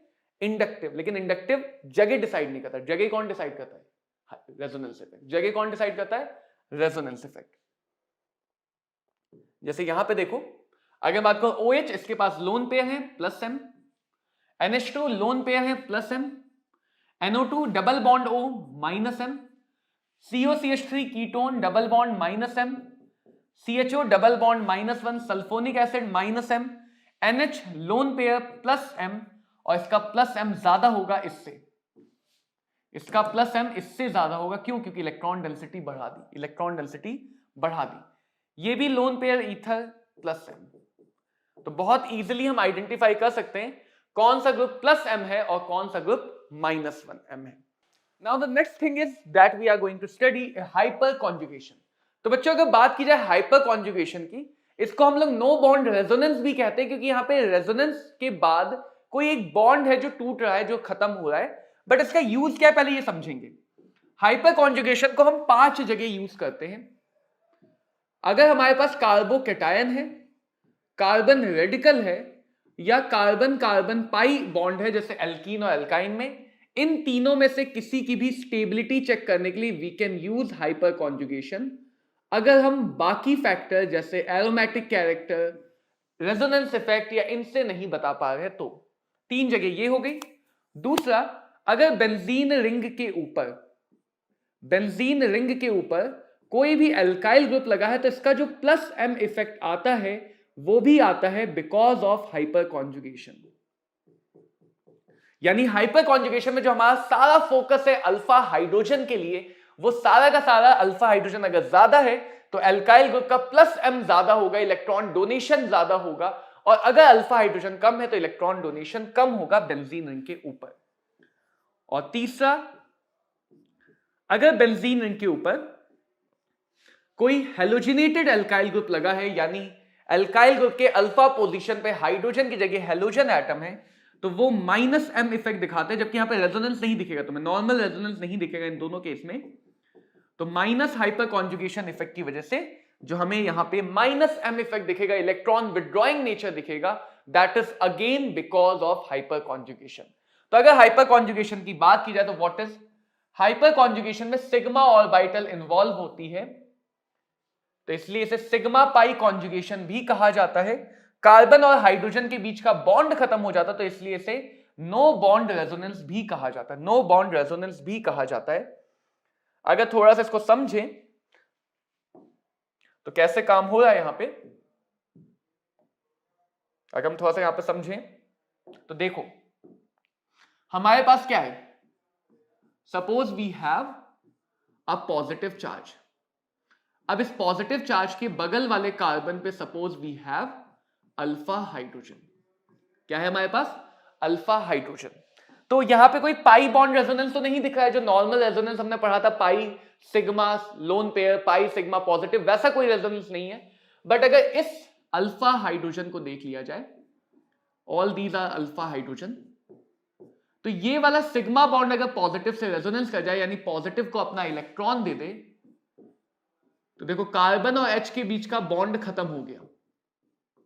ऐसी बारी बारी से तीनों हाइड्रोजन ये काम कर सकते हैं। तो ओवरऑल हमें क्या देखने को मिलेगा कि कभी हाइड्रोजन और कार्बन के बीच में बॉन्ड 0 है, कभी 1 है, तो बॉन्ड ऑर्डर 0 से 1 के बीच में होगा, वही एवरेज तरीका। तो ये हो गया पार्शियल बॉन्ड, ये भी हो गया पार्शियल बॉन्ड, ये भी हो गया पार्शियल बॉन्ड, ये भी हो गया पार्शियल बॉन्ड। पहले जो पॉजिटिव, जो गरीबी अकेले कार्बन एटम पे थी, अब उस गरीबी को अल्फा हाइड्रोजन ने मिल बांट के कम कर दिया, और गरीबी कम होगी तो स्टेबिलिटी बढ़ जाएगी। अगर देखा जाए तो हाइड्रोजन यहां पे क्योंकि इलेक्ट्रॉन दे रहा है, इलेक्ट्रॉन देने की वजह से कैसा चार्ज आ रहा है? Plus charge. तो ऐसे हाइपर कॉन्जुगेशन को बोलते हैं प्लस हाइपर कॉन्जुगेशन। अगर कोई हैलोजन लगा होगा तो वो इलेक्ट्रॉन अपनी तरफ लेगा, तो ऐसे हाइपर कॉन्जुगेशन को बोलते हैं माइनस हाइपर कॉन्जुगेशन। तो सीधे सीधे हमें ये बात दिख जाती है कि जो हाइपर कॉन्जुगेशन है वो directly number of alpha hydrogen पे डिपेंड करेगा। नंबर ऑफ अल्फा हाइड्रोजन पे डिपेंड करेगा। अगर एल्कीन है, एल्कीन की स्टेबिलिटी भी हम इसी से देखेंगे, जिसके पास नंबर ऑफ अल्फा हाइड्रोजन ज्यादा है वो एल्कीन ज्यादा स्टेबल होगी, और जिसके पास नंबर ऑफ अल्फा हाइड्रोजन कम है वो एल्कीन कम स्टेबल होगी। बट अगर अल्फा हाइड्रोजन बराबर है तो फिर हम एल्कीन के लिए स्टेबिलिटी देख सकते हैं। जेमिनल की स्टेबिलिटी ज्यादा होगी सिस से, और सिस की स्टेबिलिटी ज्यादा होगी जेमिनल की ज्यादा होगी ट्रांस से, और ट्रांस की स्टेबिलिटी ज्यादा होगी सिस। तो ये ध्यान रखना बच्चों, suppose we have carbon double bond carbon, इस पे 2 मिथाइल ग्रुप लगे हुए हैं। Again we have carbon double bond carbon, इस पे भी 2 मिथाइल बॉन्ड लगे हुए हैं, मिथाइल ग्रुप, बट अलग अलग कार्बन पे, दोनों CH3 अपोजिट या दोनों CH3 same side, cis and trans. तो हम ऐसी वाली एल्कीन जिसमें दोनों मिथाइल ग्रुप एक ही कार्बन पे लगे, जेमिनल का मतलब होता है ग्रुप एक ही एटम पे लगे तो जेमिनल बोलते हैं, दिस इज अवर जेमिनल, ऐसी एल्कीन को बोलते हैं जेमिनल। इसमें देखें तो 2 बल्कि ग्रुप अपोजिट साइड हैं, दैट इज ट्रांस, दोनों सेम साइड हैं, ये सिस। इसके पास भी डबल बॉन्ड के अराउंड देखो, अल्फा मतलब बगल वाला कार्बन, तो डबल बॉन्ड के आसपास 6 अल्फा हाइड्रोजन है। इसमें भी देखो इधर 3 इधर 3, डबल बॉन्ड के पास 6 अल्फा हाइड्रोजन। और अगर इस वाले में देखते हो 3 3, यहां भी डबल बॉन्ड के पास 6 अल्फा हाइड्रोजन। अगर बच्चे लोग अल्फा हाइड्रोजन अलग होते तो हम सीधे बोलते जिसके पास अल्फा हाइड्रोजन ज्यादा है उसकी स्टेबिलिटी ज्यादा है। लेकिन अगर अल्फा हाइड्रोजन सेम है, अल्फा का मतलब जहां भी तुम देख रहे हो उसके बगल वाले, जस्ट नियरेस्ट नेबर, अल्फा का मतलब पहला नेबर, तो उसके पास अगर अल्फा हाइड्रोजन सेम आ गए तो जेमिनल, इसमें कॉन्टिन्यूअस रेजोनेंस होता है, ज्यादा स्टेबल है। ट्रांस जहां पे बल्कि ग्रुप दूर है तो रिपल्शन कम होगा, ज्यादा स्टेबल है सिस वाले से, जिसके पास बल्कि ग्रुप ज्यादा है रिपल्शन ज्यादा होगा। यहां पे ये नहीं देखेंगे कि बल्कि ग्रुप कहां पे, यहां पे कॉन्टिन्यूअस कॉन्जुगेशन होता है। तो ये बहुत इंपॉर्टेंट ट्रेंड है याद रखने के लिए कि अगर बच्चों हमारे पास number of alpha hydrogen same है तो जेमिनल यानी एक ही कार्बन पे लगे हुए अल्काइल ग्रुप ज्यादा स्टेबल है ट्रांस एल्कीन से, जो ज्यादा स्टेबल है सिस एल्कीन से। और यहीं से आता है एक रूल जिसको कहा जाता है ब्रेस्ट रूल। ये कई बार हमारी काम करता है, देखो इसको आसानी से ऐसे समझो, suppose we have a ring इस टाइप की, इसको बोलते हैं बाईसाइक्लिक, 2 रिंग आपस में जुड़ी हुई है तो ऐसी रिंग को बोलते हैं बाईसाइक्लिक। जिन 2 कार्बन एटम से 2 रिंग आपस में जुड़ी हुई हैं, इन कार्बन एटम को बोलते हैं ब्रिज हेड कार्बन। क्या बोलते हैं? Bridge head carbon atom. Simple सा रूल है कि अगर हमारे पास ब्रिज हेड कार्बन पोजीशन को देखें, उसके पास 3 कार्बन एटम है, उन कार्बन पे हाइड्रोजन लगा हुआ है। क्या लगा हुआ है? हाइड्रोजन लगा हुआ है। अगर हाइड्रोजन लगा हुआ है तो अगर ये सब एक ही प्लेन के आगे आ गया तो बहुत ज्यादा हिंड्रेंस आ जाएगी, बहुत ज्यादा हिंड्रेंस आ जाएगी। तो सिंपल सी बात कहता है कि ये कार्बन एटम प्लेनर नहीं हो सकता है, यानी इस कार्बन एटम की हाइब्रिडाइजेशन sp3 हो सकती है बट sp2 या sp नहीं हो सकती है। तो ब्रिज हेड कार्बन प्लेनर नहीं हो सकता है, ये बात हमें बताता है ब्रिज रूल। अब इसका सिग्निफिकेंस क्या है कि अगर ब्रिज हेड कार्बन प्लेनर नहीं हो सकता है तो ब्रिज हेड कार्बन पे पॉजिटिव चार्ज नहीं आ सकता है, कि कार्बन पे पॉजिटिव चार्ज है तो हाइब्रिडाइजेशन हो गई sp2, इन सबको एक प्लेन में आना पड़ेगा। अगर ब्रिज हेड कार्बन प्लेनर नहीं हो सकता है तो ब्रिज हेड कार्बन पे डबल बॉन्ड नहीं आ सकता, अगेन कार्बन की हाइब्रिडाइजेशन sp2 हो जाएगी। ओवरऑल ब्रिज हेड कार्बन के लिए मजबूरी है कि वो 4 सिग्मा बॉन्ड बनाए, तब तक जब तक रिंग बहुत ज्यादा बड़ी ना हो। इसको बोलते हैं ब्रेस्ट रूल। ये कई बार हमें ये बात समझने में हेल्प करता है कि ब्रिज हेड कार्बन का अल्फा हाइड्रोजन हाइपर कॉन्जुगेशन में पार्टिसिपेट नहीं कर सकता है। ब्रिज हेड कार्बन का अल्फा हाइड्रोजन हाइपर कॉन्जुगेशन में पार्टिसिपेट नहीं कर सकता है, ये वाला कर सकता है। क्यों? क्योंकि ये वाले में बीच में कोई कार्बन नहीं है जो स्टेरिक हिंड्रेंस बढ़ाए। तो ध्यान रखना, स्टेरिक हिंड्रेंस बढ़ेगी तभी ब्रेस्ट रूल काम करेगा। अगर स्टेरिक हिंड्रेंस बढ़ेगी तभी हमारा ब्रेड्स रूल काम करेगा, अदरवाइज ब्रेड्स रूल काम नहीं करेगा। तो बच्चों अगर इलेक्ट्रोमैग्नेटिक इफेक्ट की हम बात करते हैं तो ये तुम्हें रिएक्शंस में दिखता है। देखो पहले समझते हैं, फिर मैं इसके बारे में तुम्हें कुछ ऐसा बताऊंगा। कैसा बताऊंगा? कुछ तो ऐसा बताएंगे कि तुम्हें ये समझ में आ जाएगा अच्छा यहां पे हम यूज करते आ रहे हैं। सपोज हमारे पास एक कार्बन डबल बॉन्ड कार्बन है। पहले समझना, कार्बन का अगर खुद से बॉन्ड है, कार्बन का अगर खुद से पाई बॉन्ड है तो पाई बॉन्ड तुम्हें पता है कैसे बनता है, हाँ या ना? पाई बॉन्ड पता है, साइड वाइज ओवरलैपिंग से दो आशिक आते हैं, साइड से ओवरलैप करते हैं, पाई बॉन्ड बना देते हैं। तो जो पाई का क्लाउड है, जो पाई का बादल है, वो काले मेघा की तरह ऊपर नीचे मंडराता रहता है। किधर मंडराता रहता है? ऊपर और नीचे। अब इस बात पे जरा गौर फरमाना कि अगर दोनों एटम सेम है तो ना ही ये एटम जबरदस्ती कर पाएगा ना ही ये एटम जबरदस्ती कर पाएगा। पाई बॉन्ड यूनिफॉर्म रहेगा, पाई बॉन्ड यूनिफॉर्म रहेगा और दोनों कार्बन के आसपास इलेक्ट्रॉन का एक बादल बन जाएगा। तो ये हो जाता है न्यूक्लियोफिलिक नेचर का। ये कैसे नेचर का हो जाता है? न्यूक्लियोफिलिक नेचर का। अब अगर न्यूक्लियोफिलिक है तो कभी भी न्यूक्लियोफाइल पे दूसरा न्यूक्लियोफाइल आके तो हमला करेगा नहीं। तो जब तक इलेक्ट्रॉन डेंसिटी शिफ्ट नहीं होगी, जब तक ये बादल एक तरफ नहीं जाएंगे, तब तक एल्कीन एल्काइन पे न्यूक्लियोफाइल का अटैक नहीं होता है। तो इससे तुम्हें याद क्या करने में आसानी क्या रहेगी? तुम्हें यह बात समझने में आसानी रहेगी कि अरे अगर कोई रिएजेंट दिया गया है एल्कीन एल्काइन की रिएक्शंस में, कोई भी रिएजेंट HCl दे दिया, H2O दे दिया, कैसा भी रिएजेंट दिया है, उस रिएजेंट का न्यूक्लियोफाइल आके हमला नहीं करेगा, लेकिन एक न्यूक्लियोफाइल जिसके पास इलेक्ट्रॉन की अमीरी है वो दूसरे इलेक्ट्रोफाइल पे हमला जरूर कर सकता है। तो एल्कीन या एल्काइन की रिएक्शन अगर तुम देखोगे तो इससे देखो, मैंने तुम्हें हमेशा कहा है कि अगर तुम्हें ऑर्गेनिक रिएक्शन का पहला स्टेप पता चल गया तो बाकी सारे स्टेप समझ में आ जाएंगे कि आगे क्या हो सकता है, अपने आप दिखने लगता है फिर। तो यहां पे दो काम हो सकते हैं।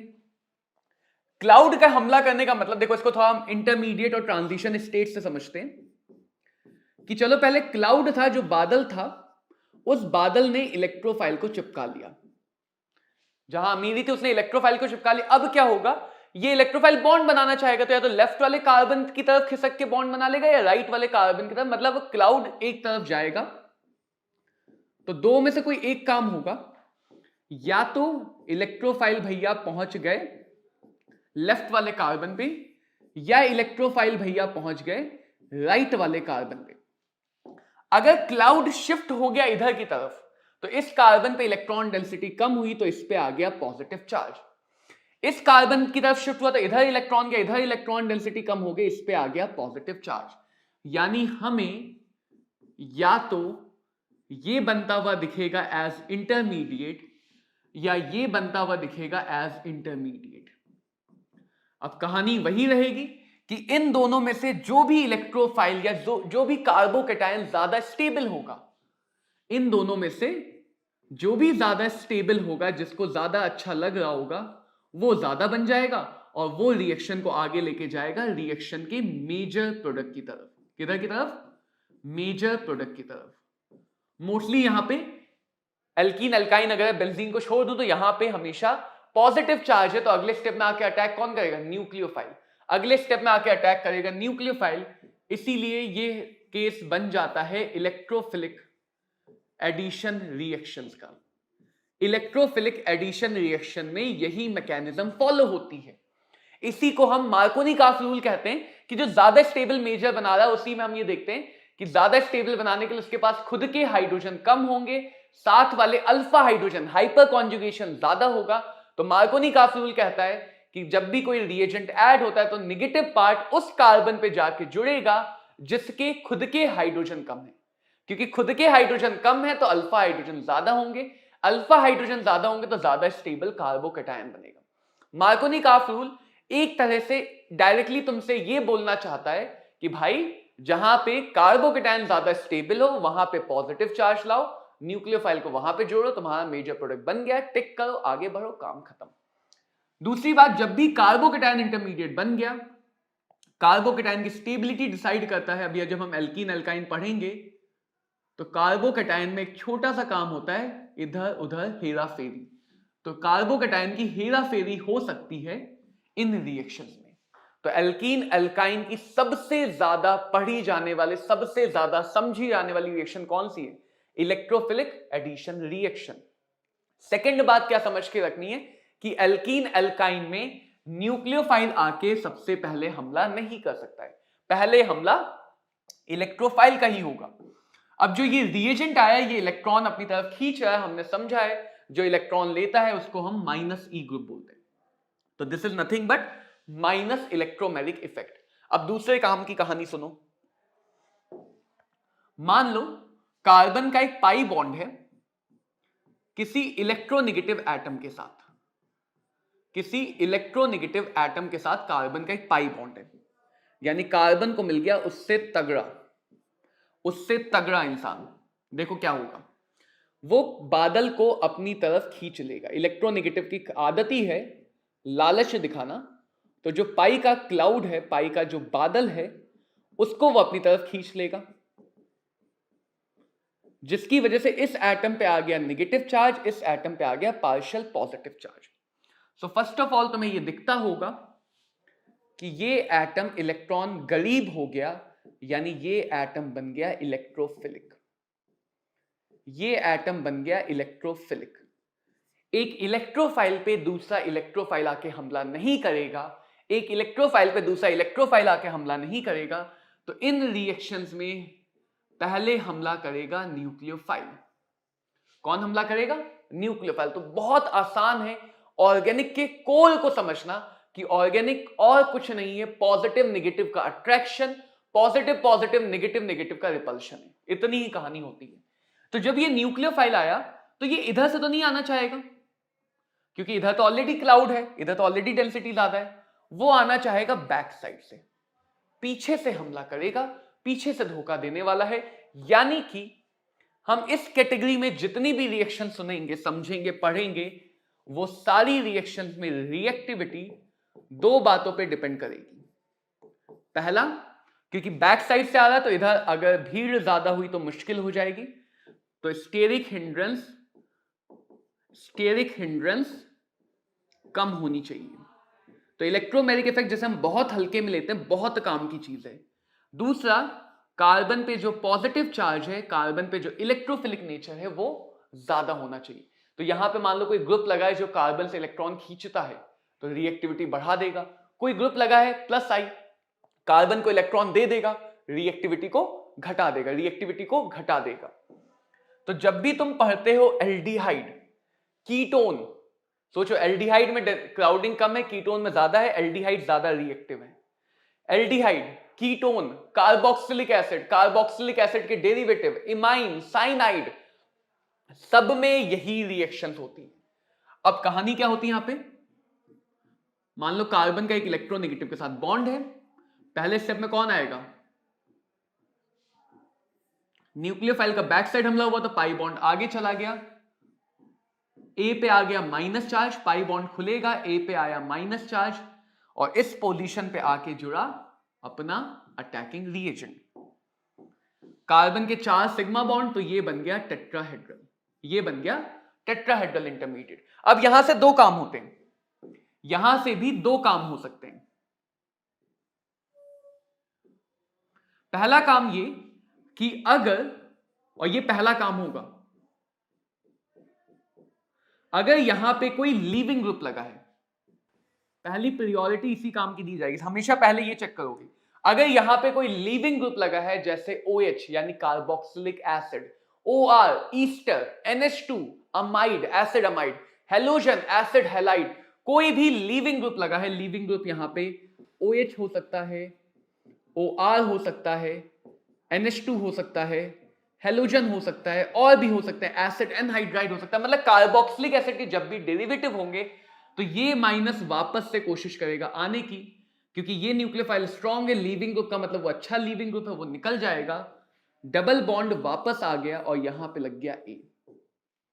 तुम चाहे इनकी ग्रिगनार्ड के साथ रिएक्शन पढ़ोगे, चाहे इनका रिडक्शन ऑक्सीडेशन रिडक्शन पढ़ोगे, और भी बहुत सारी रिएक्शन है। तो कार्बोक्सिलिक एसिड की सारी रिएक्शन ये होती है। हमेशा जब तुम कार्बोक्सिलिक एसिड को समझते हो, पढ़ते हो, कोशिश करो सबसे पहले ढूंढो कि अगर मीडियम में कोई न्यूक्लियोफाइल है तो उसका बैक साइड अटैक होगा, माइनस वापस आने की कोशिश में जो लीविंग ग्रुप लगा है उसको निकाल देगा। कैनिज़ारो रिएक्शन, एल्डोल कंडेंसेशन, सब में कहीं ना कहीं ऐसा कुछ हो जाता है। दूसरा, अगर लीविंग ग्रुप नहीं लगा है, अगर बच्चा लोग लीविंग ग्रुप नहीं लगाए, इस माइनस के लिए वापस आ पाना संभव नहीं है, तब हम इसकी प्रायोरिटी देखते हैं। तो ये क्या करेगा, वापस नहीं आ सकता है तो कहीं ना कहीं तो नेगेटिव को अपना खत्म करेगा, अपने गुस्से को कहीं ना कहीं तो वेंट आउट करेगा। तो ये हमला कर देता है एक इलेक्ट्रोफाइल पे। इलेक्ट्रोफाइल पे हमला किया तो फाइनली बन गया ये वाला प्रोडक्ट। मोस्टली वो इलेक्ट्रोफाइल H होता है, जैसे O लगा तो OH, ग्रिग्नार्ड की रिएक्शन एल्डिहाइड कीटोन के साथ। तो इनको बोलते हैं nucleophilic addition reaction, nucleophilic addition reaction, NAR। और इनको बोलते हैं nucleophilic substitution via tetrahedral intermediate, nucleophilic substitution via tetrahedral intermediate. तो जो हम पढ़ रहे थे इलेक्ट्रोमेरिक इफेक्ट, वो इतना पोर्शन है, ये पोर्शन है इलेक्ट्रोमेरिक इफेक्ट। आगे की कहानी मैंने तुम्हें रिएक्शन को आसानी से समझने के लिए बताई। अगर तुम कार्बोक्सिलिक एसिड के डेरिवेटिव के साथ न्यूक्लियोफाइल की रिएक्शन देखोगे तो एक न्यूक्लियोफाइल आया, यहां पे एक ऐसे आ गया बच्चों, एक न्यूक्लियोफाइल आया और उसकी जगह दूसरा न्यूक्लियोफाइल चला गया। लीविंग ग्रुप भी न्यूक्लियोफाइल है, तो एक न्यूक्लियोफाइल ने दूसरे न्यूक्लियोफाइल को सब्स्टिट्यूट किया, एक टेट्राहेड्रल इंटरमीडिएट बना के, इसलिए बोलते हैं nucleophilic substitution via tetrahedral intermediate.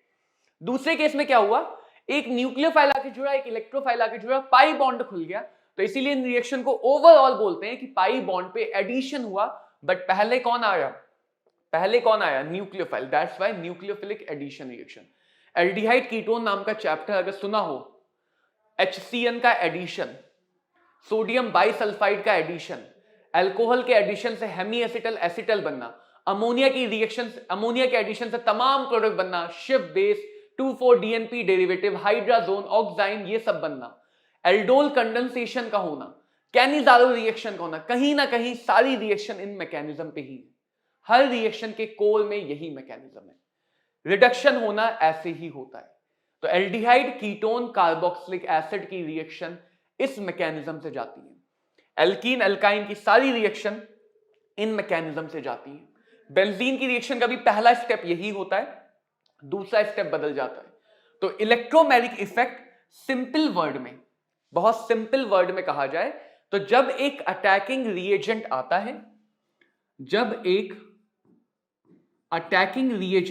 है, जिसकी वजह से पाई बॉन्ड शिफ्ट हो रहा है, पाई बॉन्ड लेफ्ट या राइट शिफ्ट हो रहा है, तो इस इफेक्ट को कहा जाता है electromeric effect. In the presence of attacking reagent, shifting of pi bond is called as electromeric effect. But उसके आगे की कहानी क्या है, वो ज्यादा काम की है। तो ये हुए बच्चों हमारे चारों इफेक्ट, इनको हम यूज करना समझेंगे। तो सबसे पहले रेजोनेंस का एप्लीकेशन आता है, विच इज एरोमेटिसिटी। एरोमेटिसिटी की अगर मैं सिंपल लेवल पे बात करूं तो ये करंट का मैग्नेटिक इफेक्ट की वजह से स्टेबल होना। एक क्लोज वायर है सपोज, उस वायर में अगर करंट जा रही है तो वो नॉर्थ साउथ पोल बनेगा, जो अर्थ की मैग्नेटिक फील्ड से अट्रैक्ट होगा तो स्टेबल, रिपेल हुआ तो अनस्टेबल, पैरामैग्नेटिक डायमैग्नेटिक, वही कहानी है। तो एरोमेटिसिटी की कहानी क्या है कि first of all we should have cyclic conjugation. Conjugation cyclic होना चाहिए, क्योंकि जब तक इलेक्ट्रॉन लूप में नहीं ट्रेवल करेगा, क्लोज लूप में, तब तक करंट नहीं आएगी। तो चाहे मॉलिक्यूल ओपन हो चाहे मॉलिक्यूल क्लोज हो, उसका कॉन्जुगेशन जहां से शुरू हुआ चलते फिरते वहां तक आ जाए।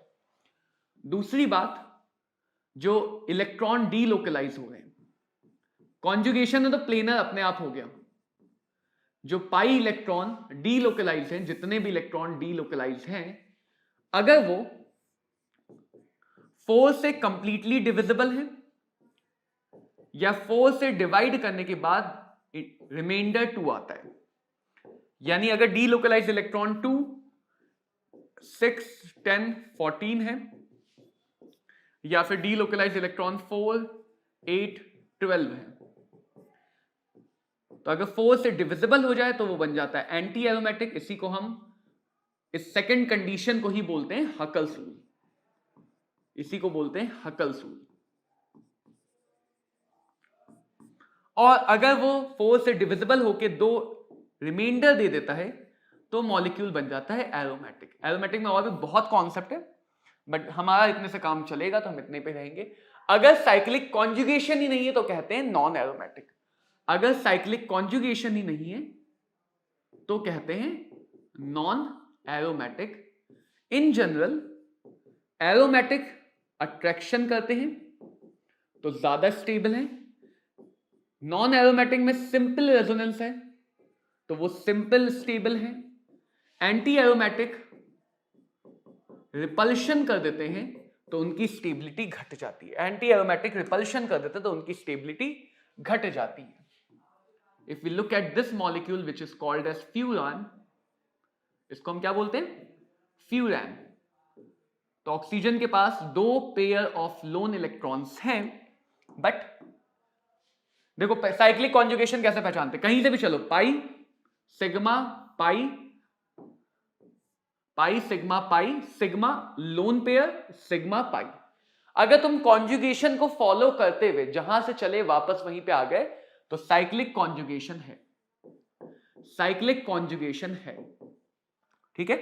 इसके बाद अगर देखें तो पाई सिग्मा लोन और इनको 2 2 4 2 6 कितने इलेक्ट्रॉन डीलोकलाइज है? 6 इलेक्ट्रॉन। 4 से डिवाइड करें तो 4 मल्टीप्लाइड बाय 1 + 2 का फॉर्मेट आएगा, रिमाइंडर 2 है तो ये बन गया एरोमेटिक। रिमाइंडर 2 है तो क्या बन गया? एरोमेटिक। तो इस पे एक और बहुत अच्छा क्वेश्चन आया, वो भी मैं समझाना चाहूंगा। उसके लिए हम देखते हैं रिलेटिव स्टेबिलिटी। क्या देखते हैं? Relative stability. तरीका ये है, ऑक्टेट अगर पूरा है, यानी अगर किसी मॉलिक्यूल के पास, एटम के पास 8 इलेक्ट्रॉन है, नोबल कॉन्फ़िगरेशन है, नोबल तो वाह वाह वाह वाह वाह, ऑक्टेट पूरा है, ज्यादा कोवेलेंट बॉन्ड है, तो ऐसी रेजोनेटिंग स्ट्रक्चर ज्यादा स्टेबल होती है। ज्यादा एटम है जो न्यूट्रल है तो न्यूट्रल चीजें ज्यादा स्टेबल होती हैं। अगर चार्ज है तो प्लस माइनस पास होने चाहिए ताकि अट्रैक्शन, और अट्रैक्शन स्टेबिलिटी लाता है, और सेम चार्जेस दूर होने चाहिए ताकि रिपल्शन कम हो, क्योंकि रिपल्शन स्टेबिलिटी घटाता है। तो अगर चार्ज नहीं है तो बहुत बढ़िया, चार्ज आ गया तो इस पे देखते हैं, और अगर इससे भी ना पता चले तो हम कोशिश करते हैं कि जो निगेटिव चार्ज है वो ज्यादा इलेक्ट्रोनेगेटिव एटम पे हो। नेगेटिव चार्ज अगर है तो ज्यादा इलेक्ट्रोनेगेटिव एटम पे। लेकिन ध्यान रखना बच्चों, बहुत बार मैंने देखा है कि बच्चे सीधे ये चौथे पॉइंट को देख लेते हैं। वो देखता है अरे सर यहां तो नाइट्रोजन पे पॉजिटिव आ गया, अनस्टेबल हो जाएगा। ये नहीं देखते हैं कि भाई वहां पे ऑक्टेट पूरा हो गया, वो नोबल कॉन्फ़िगरेशन में लाएगा, वो ज्यादा स्टेबल करा देगा। तो पहले हम ऊपर वाले पॉइंट से शुरू करेंगे, जब सब पॉइंट फेल हो जाए तब देखा जाता है कि अच्छा इसमें इलेक्ट्रोनेगेटिव एटम पे नेगेटिव चार्ज है, इसमें इलेक्ट्रोनेगेटिव एटम पे पॉजिटिव आ रहा है, तो वो इलेक्ट्रोनेगेटिव नहीं चाहेगा पॉजिटिव, तो वो नेगेटिव की वजह से स्टेबलाइज होगा, पॉजिटिव की वजह से डीस्टेबलाइज होगा। जैसे देखो फ्यूरान की कहानी पे आते हैं।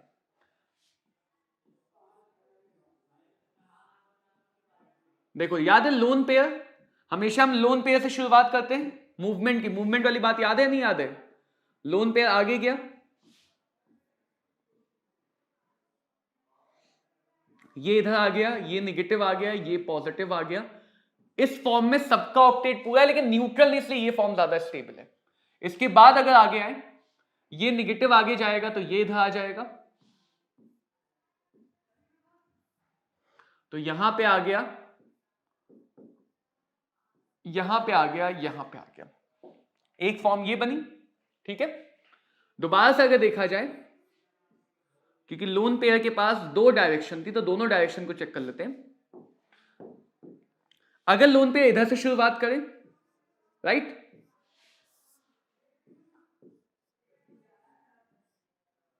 तो ये आ गया इधर, ये आ गया नेगेटिव, ये आ गया इधर, ये नेगेटिव अगर आगे जाए तो ये पाई बॉन्ड आगे चला जाएगा, जाएगा नहीं जाएगा, भगा देगा नेगेटिव उसको, और एक खिसक उधर, तो ये जैसे ही खिसकाएगा ये सिचुएशन बन जाएगी।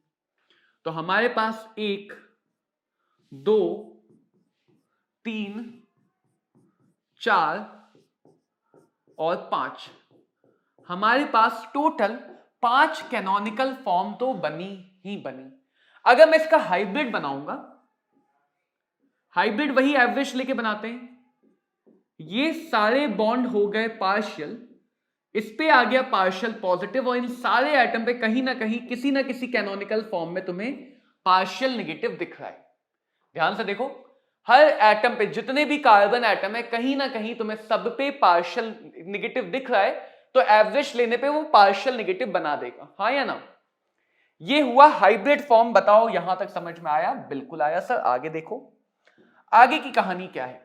क्वेश्चन आया था नीट एग्जाम में, और जेई मुझसे पहले आया था, कई बार जेई मेंस के प्रीवियस ईयर नीट के प्रीवियस ईयर बन जाते हैं। तो क्वेश्चन ये आया था कि फिरैन में ए बी सी डी इन चारों एटम में से कहां पे हाईएस्ट इलेक्ट्रॉन डेंसिटी होगी। और ये क्वेश्चन इतना कॉमन है ना, जैसा मैंने देखा है कि बहुत सारे बच्चों को इसका आंसर याद है। नीट में खासकर बच्चे ऐसा कहते हैं कि उनको आंसर याद होता है लेकिन उसका रीजन नहीं पता है। बहुत बच्चे मुझे ऐसे मिले जिन्होंने मुझसे क्वेश्चन पूछा है, उन्होंने कहा सर इसका आंसर तो पता है लेकिन रीजन नहीं पता। जरा सोचो, ये जितनी भी फॉर्म है सब इक्वली स्टेबल नहीं है। जितना ज्यादा स्टेबल उतना ज्यादा contribution.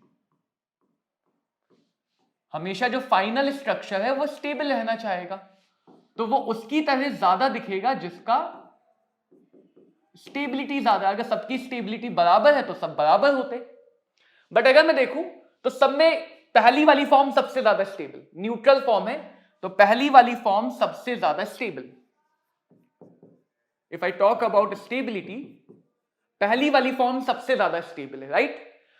Second, third, fourth, fifth सब चार्ज है। सेकंड में प्लस माइनस दूर है, थर्ड में प्लस माइनस पास है, फोर्थ में प्लस माइनस दूर है, 5 में प्लस माइनस पास है। प्लस माइनस पास हो तो ज्यादा अट्रैक्शन करते हैं, यानी कि 1 वाली सबसे ज्यादा स्टेबल, देन हमें मिलेगी थर्ड और 5 वाली, देन हमें मिलेगी सेकंड और फोर्थ वाली। तो जो हमारी स्टेबिलिटी है वो थर्ड और 5 की ज्यादा, यानी थर्ड और 5 का कंट्रीब्यूशन ज्यादा होगा। इन दोनों फॉर्म का ज्यादा कंट्रीब्यूशन होगा इसमें, यानी ये वाले एटम पे और ये वाले एटम पे नेगेटिव चार्ज ज्यादा होगा। तो नेगेटिव चार्ज ज्यादा है ए और डी पोजीशन पे, 1 और 5 पोजीशन पे, या 2 और 5 पोजीशन पे, अगर हम ऑक्सीजन से नंबरिंग कर लें। तो बहुत बढ़िया क्वेश्चन बनते हैं ये सब, जिनमें तुम जब हाइब्रिड बना लेते हो, रेजोनेटिंग स्ट्रक्चर बना लेते हो, तो कई बार हम उन फॉर्म्स की रिलेटिव स्टेबिलिटी से कंपेयर करते हैं। रिलेटिव स्टेबिलिटी से कंपेयर करते हैं कि कौन सी फॉर्म ज्यादा स्टेबल है, कौन सी फॉर्म कम स्टेबल है। और इसी से हमारी अगली एप्लीकेशन आती है विच इज स्टेबिलिटी। सबसे ज्यादा हम यही काम करेंगे। तो देखो, अगर हमारे पास कोई कैटायन है, सिंपल याद रखना है, सिंपल याद रखना है, जैसा ग्रुप वैसा चार्ज स्टेबल, जैसा ग्रुप वैसा चार्ज स्टेबल, जैसे कुछ ऐसा। अगर प्लस चार्ज है, कोई भी प्लस ग्रुप लगा है, चाहे वो प्लस आई हो, प्लस आर हो, प्लस एच हो, या कुछ भी हो, तो plus group electron donor group होते हैं। इलेक्ट्रॉन डोनर ग्रुप इलेक्ट्रॉन देंगे, इलेक्ट्रॉन देके इसके पॉजिटिव को न्यूट्रल की तरफ लेके जाएंगे। न्यूट्रल ही बनना है, न्यूट्रल ही बनना है। तो पॉजिटिव जिसके पास गरीबी है, उसको अगर कोई मदद के लिए कुछ दे दे तो वो अच्छा अच्छा फील करेगा, खुश हो जाएगा। लेकिन वही पॉजिटिव जिसके पास गरीबी है, उसको कोई और लूट ले, बचे खुचे पैसे भी ले जाए उसके, तो उसको कतई अच्छा नहीं लगेगा। 2-4 गोलियां चला देगा अगर कहीं का हुआ तो। दबंग इंसान हुआ तो 2-4 गोलियां जरूर चला देगा उस पर। तो पॉजिटिव के पास अगर नेगेटिव ग्रुप लगा जो उससे इलेक्ट्रॉन खींच रहा है, तो उसकी स्टेबिलिटी को घटाएगा। तो जब भी हम स्टेबिलिटी कंपेयर करते हैं, एरोमेटिक ए रही, आरोही से ए रही, एरोमेटिक, पहले एरोमेटिक कैरेक्टर पर देखेंगे, उस पर ना डिसाइड हो पाए तो मीजोमेरिक इफेक्ट पे देखेंगे, उस पर भी ना डिसाइड हो पाए तो इलेक्ट्रोमैग्नेटिक इफेक्ट पे देखेंगे, उस पर भी ना डिसाइड हो पाए तो हाइपर कॉन्जुगेशन, लेकिन हाइपर कॉन्जुगेशन सिर्फ कार्बोकैटायन और कार्बन फ्री रेडिकल और एल्कीन एल्काइन पे यूज होगा, कार्बेनायन पे यूज नहीं हो सकता। उस पे भी ना हो तो इंडक्टिव इफेक्ट से देखेंगे, उस पे भी ना हो तो इंडक्टिव इफेक्ट से देखेंगे। और उसी स्टेबिलिटी से देखा जाता है एसिडिक और बेसिक स्ट्रेंथ। एसिडिक और बेसिक स्ट्रेंथ जो हमारा जनरल होता है अबाउट एसिडिक, वो होता है कि जो सल्फोनिक एसिड ग्रुप है, कौन सा ग्रुप? सल्फोनिक एसिड, वो ज्यादा स्टेबल है, ज्यादा एसिडिक है कार्बोक्सिलिक से। कार्बोक्सिलिक ज्यादा स्टेबल या ज्यादा एसिडिक है कार्बोनिक से। कार्बोनिक ज्यादा एसिडिक है फिनॉल के, मोस्टली फिनॉल और फिनॉल डेरिवेटिव से। ये ज्यादा एसिडिक है मिथेनॉल से। मिथेनॉल का एक्सेप्शन और कार्बोनिक एसिड का एक्सेप्शन याद रखना है, ये दो एक्सेप्शन है, ये नॉर्मल ट्रेंड से नहीं देख पाओगे। ये ज्यादा स्टेबल है वाटर से, ज्यादा एसिडिक है वाटर से। बाकी अल्कोहल, मिथेनॉल के अलावा बाकी अल्कोहल कम हो जाते हैं। Then we have terminal alkynes, इसके बाद अमोनिया आता है। Then we have alkene, and alkene के बाद आते हैं एल्कीन्स, इनमें हम इलेक्ट्रोनेगेटिव। तो इन जनरल मान लो कोई कार्बोक्सिलिक एसिड आया तो वो ऑटोमेटिकली ज्यादा एसिडिक हो जाएगा फिनॉल से। बट अगर एक ही जैसे कार्बोक्सिलिक एसिड है तो कैसे देखा जाता है? उसके लिए हम यूज करते हैं acid base pair theory. If we have an acid HA, ये आयोनाइज होके देगा H plus plus A minus. H plus निकलने के बाद जो बचा उसको कहा जाता है कॉन्जुगेट बेस। अब अगर इस कॉन्जुगेट बेस की स्टेबिलिटी बढ़ी, कॉन्जुगेट बेस की स्टेबिलिटी बढ़ी, तो ये इक्विलिब्रियम को उधर लेके जाएगा जिधर ज्यादा स्टेबल है, यानी कि आगे की तरफ। और अगर आगे ले गया तो H प्लस ज्यादा देगा, ज्यादा आयोनाइज होगा, ज्यादा आयोनाइज होगा तो H प्लस ज्यादा देगा। तो एसिडिक स्ट्रेंथ में देखना थोड़ा सिंपल है।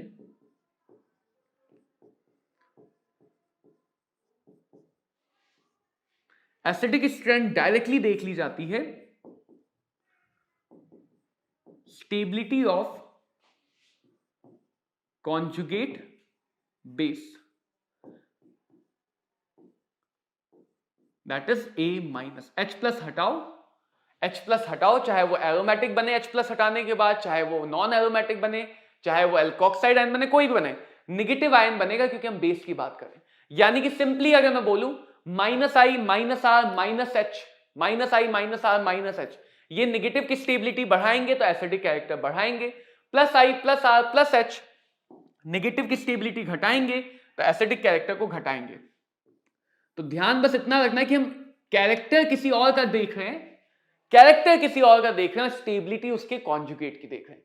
अगर तुम्हें फिनॉल की एसिडिक के बारे में जानना है तो फिनॉल की स्टेबिलिटी नहीं देखोगे, फिनॉक्साइड आयन की स्टेबिलिटी देखोगे, H प्लस हटा के देखोगे, H प्लस हटा के देखोगे।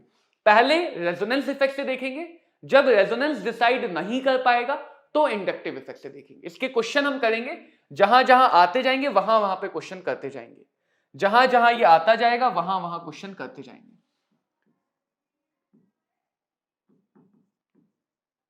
बेसिक स्ट्रेंथ का बच्चों थोड़ा सा कॉन्सेप्ट थोड़ा सा अलग है कि बेस क्या करते हैं। यहां पे जो बेस होते हैं वो लुविस बेस होते हैं। जैसे एसिड तो हमने आर्हीनियस एसिड देखे, बट बेस लुविस बेस है, कहीं ना कहीं वो न्यूक्लियोफिलिक नेचर पे चले जाते हैं।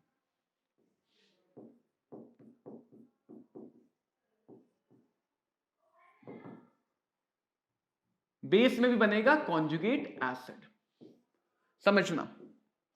सबसे पहले तो देखो, बेस को इलेक्ट्रॉन देना है, बेस को इलेक्ट्रॉन देना है, तो अच्छा बेस होने के लिए क्या क्या क्राइटेरिया? बेस के क्राइटेरिया ज्यादा है, एसिड के क्राइटेरिया कम थे। बेस के क्राइटेरिया ज्यादा है, देखना।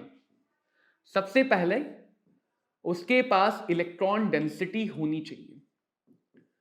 अगर देने के लिए इलेक्ट्रॉन ही नहीं है तो देगा ही नहीं, देगा नहीं तो बेस नहीं बनेगा।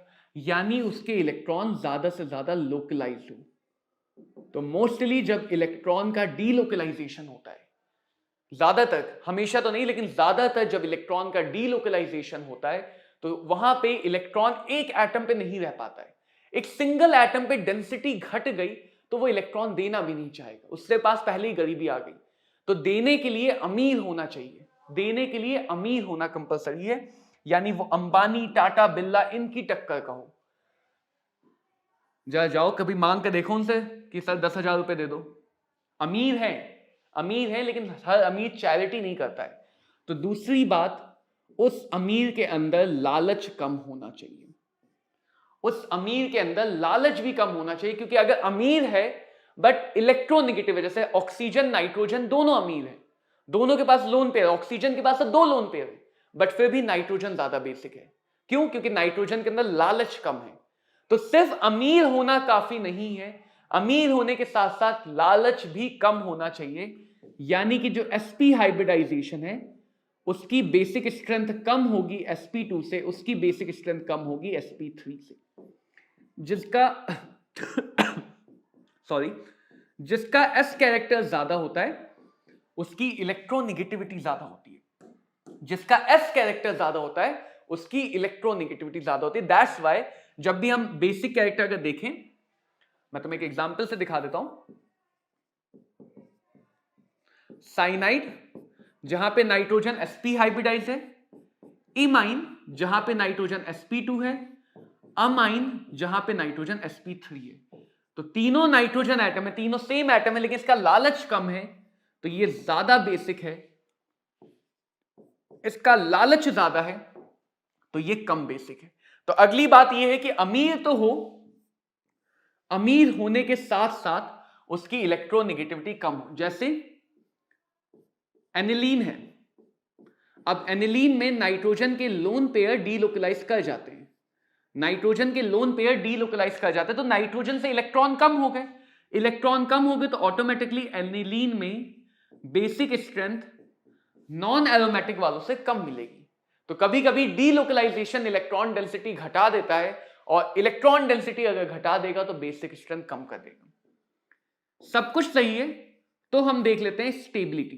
किसकी स्टेबिलिटी देखते हैं? स्टेबिलिटी बच्चों हमेशा कॉन्जुगेट की देखी जाती है, स्टेबिलिटी हमेशा कॉन्जुगेट की देखी जाती है। अगर कॉन्जुगेट की स्टेबिलिटी ज्यादा है वो इक्विलिब्रियम को आगे लेके जाएगा, जितना आगे लेके जाएगा उतनी इजीली रिएक्शन कराएगा, जितना इजीली रिएक्शन कराएगा उतना ज्यादा इफेक्टिव बेस बनाएगा। तो इसके लिए हम देखते हैं H बॉन्डिंग, इसके लिए हम देखते हैं H बॉन्डिंग। जितना ज्यादा वो वाटर से H बॉन्ड करेगा उतना ज्यादा स्टेबल होगा, जितना ज्यादा स्टेबल होगा यानी जितने ज्यादा H होंगे उतना ज्यादा बेसिक बनेगा। तो जो तुम्हें ध्यान रखना है अमाइंस के लिए,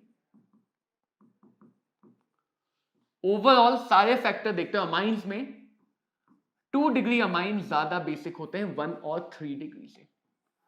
2 डिग्री अमाइन ज्यादा बेसिक होते हैं 1 और 3 डिग्री से। किससे? 1 और 3 डिग्री से, क्योंकि एक में इंडक्टिव इफेक्ट काम करता है, एक में मीजोमेरिक। जैसे एक क्वेश्चन और आता है, NH2 डबल बॉन्ड NH। बहुत सारे ऑप्शन दिए होते हैं, पूछते हैं इनमें से अच्छा बेस कौन है। तो ये देखना, अगर हम सिर्फ डीलोकलाइजेशन को सोचें तो हमें लगे भाई नाइट्रोजन के दोनों लोन पेयर डीलोकलाइज कर रहे हैं, जिसकी वजह से इसकी इलेक्ट्रॉन डेंसिटी क्या है? कम हो गई, जिसकी वजह से हम कहने लगेंगे कि इसकी बेसिक स्ट्रेंथ कम है, बट एक्चुअल में इसकी बेसिक स्ट्रेंथ काफी ज्यादा है। क्यों? क्योंकि जब ये डीलोकलाइज करेंगे, भले ये खुद की स्ट्रेंथ को घटा दें, खुद पे पॉजिटिव चार्ज आएगा तो इलेक्ट्रॉन नहीं देना चाहेंगे, लेकिन जब ये आगे जाएगा तो ये भी तो आगे जाएगा, तो इस पे आ जाएगा निगेटिव चार्ज, इस पे आ जाएगा निगेटिव चार्ज। तो इस पे रेजोनेंस, मैंने कहा था ना, resonance mostly, delocalization mostly basic strength घटाता है, बट कुछ ऐसे एग्जाम्पल दिखते हैं जहां पे रेजोनेंस होने से इन दोनों की बेसिक नेचर तो कम हुआ, लेकिन जो ये डबल बॉन्डेड नाइट्रोजन है इसका बेसिक नेचर काफी बढ़ गया, इसका बेसिक नेचर काफी बढ़ गया। जबकि हम समझ रहे थे डबल बॉन्डेड नाइट्रोजन कम बेसिक होता है, बट रेजोनेंस इसके डबल बॉन्ड को ब्रेक करके भी हेल्प कर रहा है, और साथ ही साथ रेजोनेंस इसकी इलेक्ट्रॉन डेंसिटी को भी बढ़ा रहा है, इलेक्ट्रॉन डेंसिटी को भी बढ़ा रहा है। तो कुछ ऐसे भी स्पेशल केस होते हैं जो इलेक्ट्रॉन डेंसिटी बढ़ाने की वजह से बेसिक कैरेक्टर को बढ़ा देते हैं। इसके बहुत चांसेस हैं कि इस बार ये नीट में तुमसे पूछा जा सकता है, बेसिक स्ट्रेंथ में बहुत ज्यादा चांसेस है ऐसे क्वेश्चन आने के। तो बहुत ध्यान से समझो, एक दो क्वेश्चन देखते हैं। टर्शियरी ब्यूटाइल कार्बोकेटायन ज्यादा स्टेबल है सेकेंडरी ब्यूटाइल से। टर्शियरी ब्यूटाइल क्या होता है?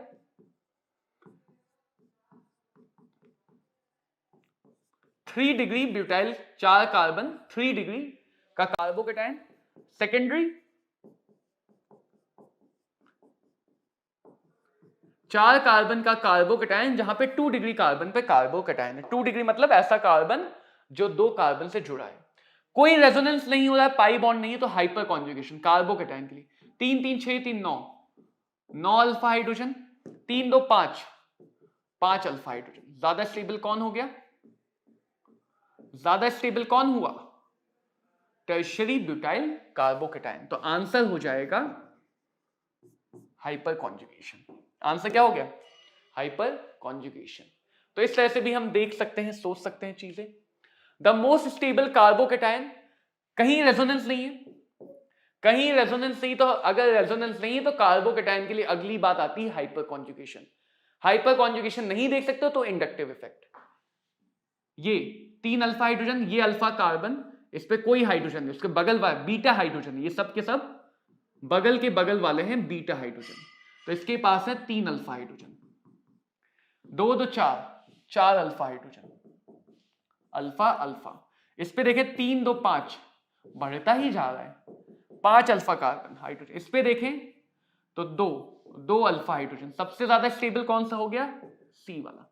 सबसे कम स्टेबल कौन सा हो गया? डी वाला। आ गया आंसर। तो देख सकते हो नीट में आए हुए हैं, तो बहुत बेसिक बेसिक क्वेश्चन आते हैं नीट में। ये बहुत अच्छा क्वेश्चन था जब आया था, लोगों का मानना था बहुत अच्छा है।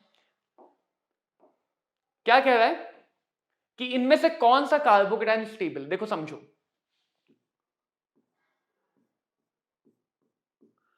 जब NO2 ग्रुप लगा होता है बेंजीन रिंग पे, ठीक है, NO2 ग्रुप लगा है बेंजीन रिंग पे, की एटम के पास पाई बॉन्ड है, तो वो -m दिखाएगा। -m दिखाएगा तो वो अपने ऑर्थो और पैरा पोजीशन से इलेक्ट्रॉन लेता है। तो NO2 group electron withdrawing nature का होता है, ये तुम्हें पता होगा। इलेक्ट्रॉन विड्रॉइंग डोनेटिंग पहचानते कैसे, मैंने तुम्हें बताया है। की एटम को देखो, उससे पहचान लोगे। तो अगर NO2 ग्रुप के पैरा या ऑर्थो पोजीशन पे, पैरा या ऑर्थो पोजीशन पे पॉजिटिव चार्ज आया, या NO2 के बगल में पॉजिटिव चार्ज आया, तो -I इफेक्ट भी लग जाएगा, -I से वो खींच लेगा। तो सबसे बढ़िया पोजीशन है मेटा वाली। मेटा पे पॉजिटिव आ गया तो चल जाएगा, कोई दिक्कत नहीं होगी। एक बार मेटा पे पॉजिटिव आ गया तो चल जाएगा, उतनी दिक्कत नहीं होगी। यानी NO2 ग्रुप के लिए मेटा पोजीशन पे हमला कर पाना या मेटा पोजीशन के कार्बोकेटायन को स्टेबल बना पाना ज्यादा आसान होगा। मेटा पोजीशन के कार्बोकेटायन को स्टेबल कर पाना ज्यादा आसान होगा। वरना तुम कॉन्जुगेशन करके देख सकते हो, कॉन्जुगेशन अगर करके देखोगे उससे भी हमें रिजल्ट मिल जाएगा कि कहां पे मिल रहा है, कहां पे मिल रहा है। तो ऐसे क्वेश्चन होते हैं। जैसे एक क्वेश्चन ये है इलेक्ट्रोफाइल के बारे में। Electrophile is a negatively charged species and can form a bond by accepting a pair of electron from another electrophile. Electrophile excess negative नहीं होता है। इलेक्ट्रोफाइल इलेक्ट्रॉन क्या कहे, लविंग, तो इलेक्ट्रॉन लेना चाहता है लेकिन दूसरे न्यूक्लियोफाइल से। इलेक्ट्रोफाइल एक जैसी चीजें अट्रैक्शन नहीं करेंगे। Electrophiles are generally neutral species and can form a bond by accepting a pair of electron. This is correct, this is correct. हाँ, इलेक्ट्रोफाइल न्यूट्रल पॉजिटिव हो सकते हैं। Electrophile can be neutral or positively and can form by a bond accepting a pair of electron from nucleophile. This is correct. Option C is the most correct option. Option C is the most correct option. So इस type के तुम्हें कुछ question दिखेंगे बच्चों। ऐसे question को हम solve करेंगे हमारे आगे आने वाले क्वेश्चन सेशन में। जीओसी का बेसिक आई होप तुम सबको क्लियर हो गया हो। ऐसे ही हम अगले चैप्टर को समझेंगे अच्छे से डिटेल में, और धीरे धीरे ऑर्गेनिक का बेस बनता है। ऑर्गेनिक में थोड़ा समय ज्यादा लगता है चीजों को रिलेट करने में, तो धीरे धीरे हम ऑर्गेनिक का बेस बनाएंगे और ऐसे ही नीट के लिए तुम्हें बूस्ट करते जाएंगे। तो मिलते हैं बच्चों अगले लेक्चर में, तब तक बहुत मन लगा के पढ़ाई करो तगड़ी पढ़ाई करो कि सिलेक्शन होके रहे। All the very best.